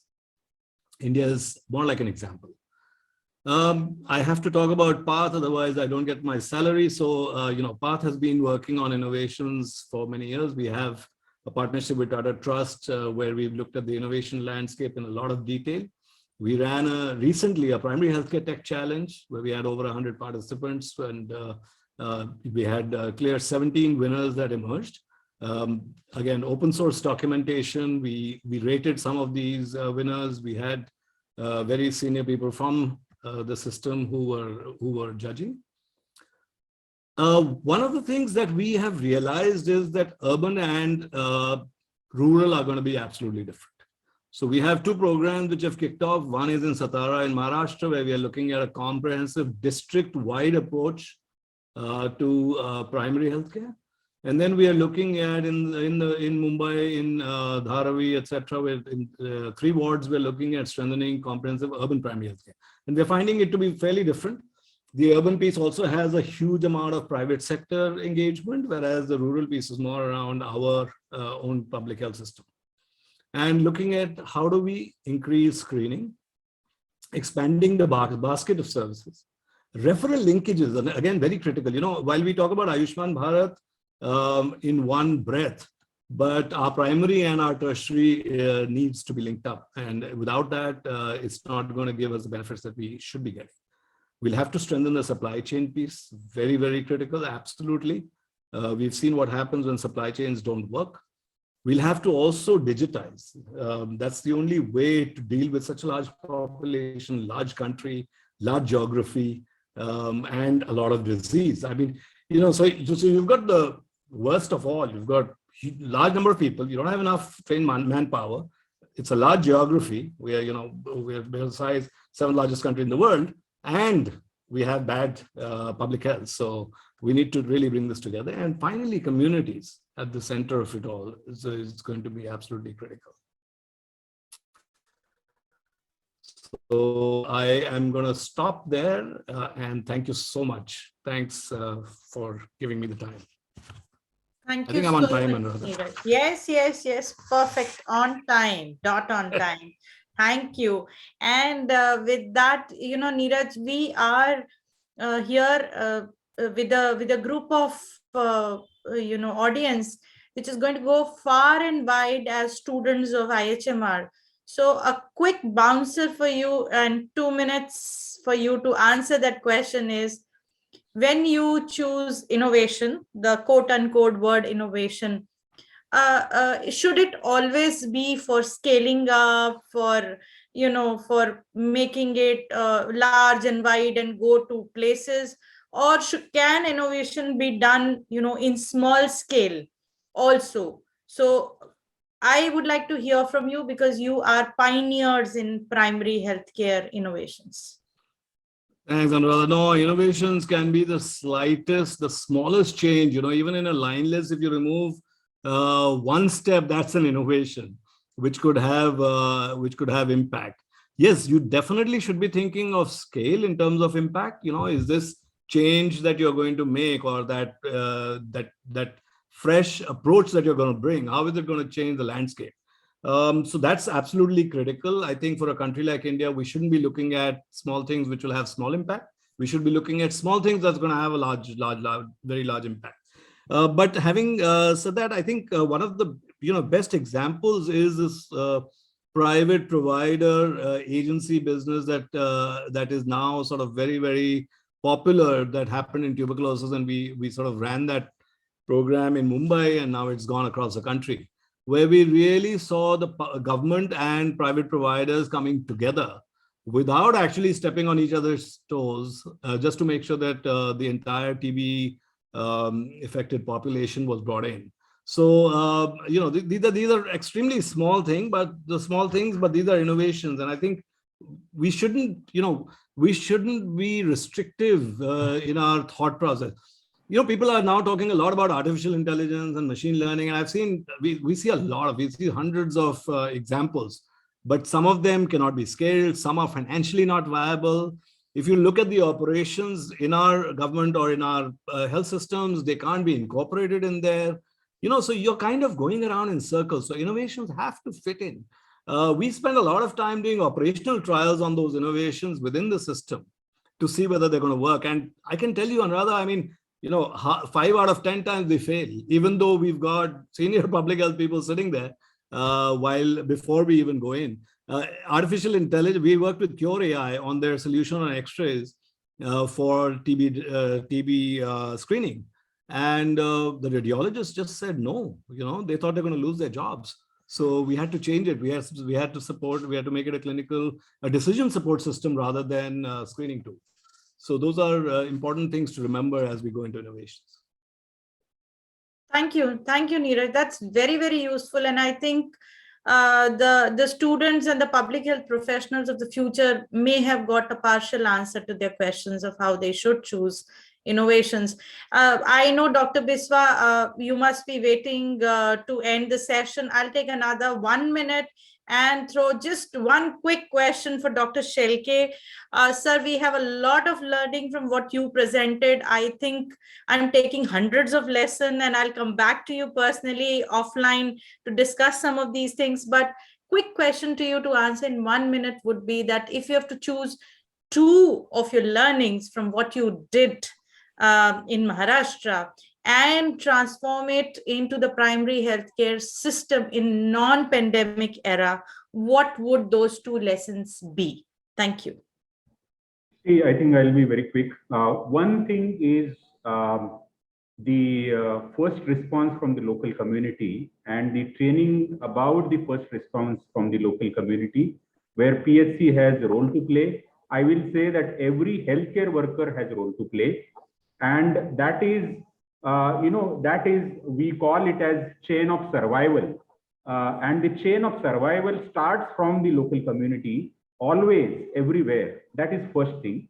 And the second important thing is, our role is more from the community to the hospital, and having the health system strengthened to accept the emergency patient inside the hospital, where you have well-defined emergency room, you have well-defined trained professional available, whether it is a PHC or a CHC, because it's not that emergency only happens in Mumbai or Pune or Nagpur or Jaipur or Delhi. It happens in the rural communities as well. And hence the PHC also should have the knowledge to handle any and every emergency coming to them first and stabilize it before they send it to the next upgraded center.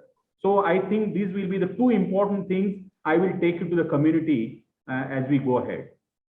Great, sir. You just nailed it. The first response unit, the primary healthcare center, has to be ready with to respond to any kind of emergency, whatever it may be. They may not be able to provide the best of care, but they should definitely make the patient stable enough to move forward. So I think that's a wonderful message to go forward with. And it was an enriching panel discussion.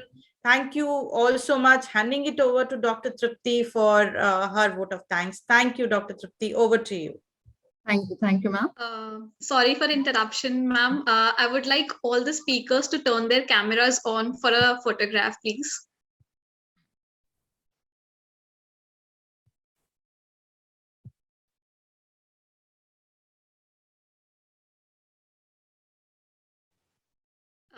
Thank you, everyone.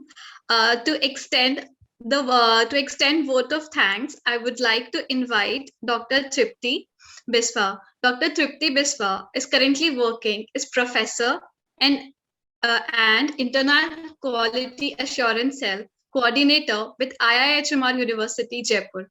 She has an academic experience of around 23 years.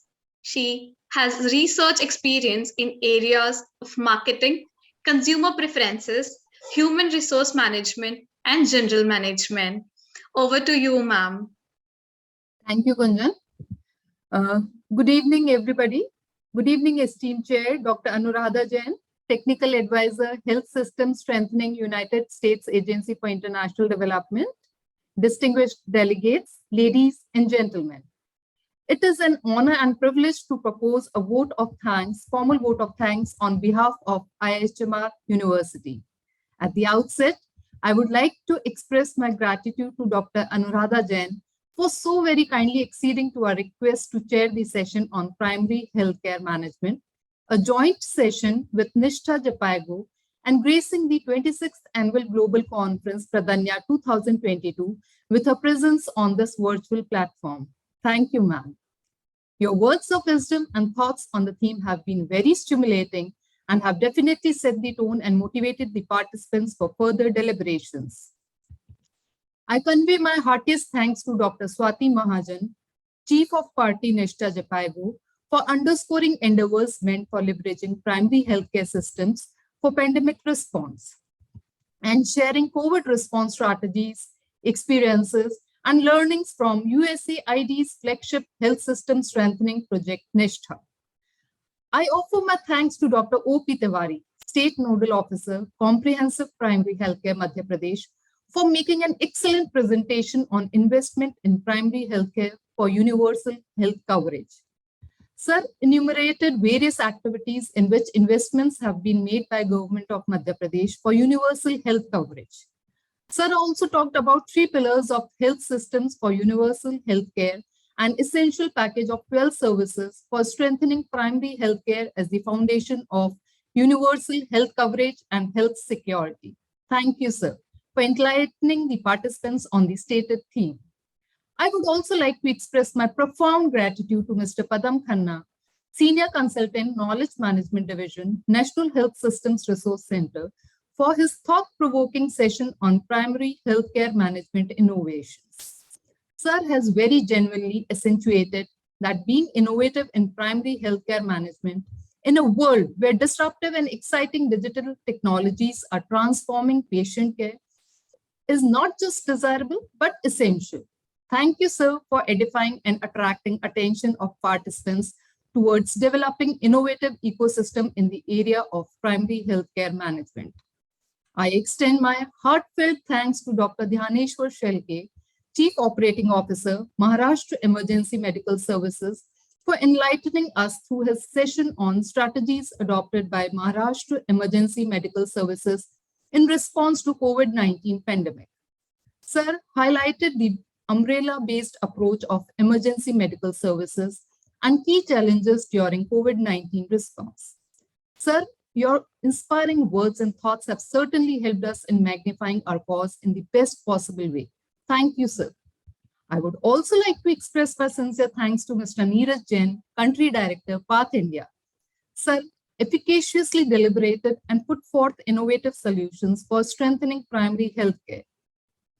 Sir drew our attention to innovations that apply systems thinking to health problems, such as the use of information technology to strengthen continuum of care, address human resource shortages, and challenges in capacity building, and also encouraged to seek innovations directed towards better patient outcomes, boosted reputations, and improved efficiency. Thanks are also due to the advisory committee, who took time to guide us from time to time in conceptualizing and executing the program. I also acknowledge the sincere involvement and ardent team spirit of all our staff and faculty members, the students and volunteers, for the willingness with which they took on the task of making this program see the light of day. Lastly, I would like to thank the media persons for evincing such interest in covering this event. I also take this opportunity to thank all the invited speakers, session chairs, guests, and participants for their insightful presence to contribute to the discussions in the upcoming sessions of the conference in next 2 days. Once again, thanks to the distinguished members of the audience for their gracious online presence. Wish you all a great learning experience. Thank you. Thank you. Bye-bye. With this, we come to an end of today's Wholesome Learning Day 1 session, and I request everyone to join tomorrow at 6 p.m. for further exciting sessions. Thank you once again for joining us. See you tomorrow. Stay safe, stay healthy, and thank you.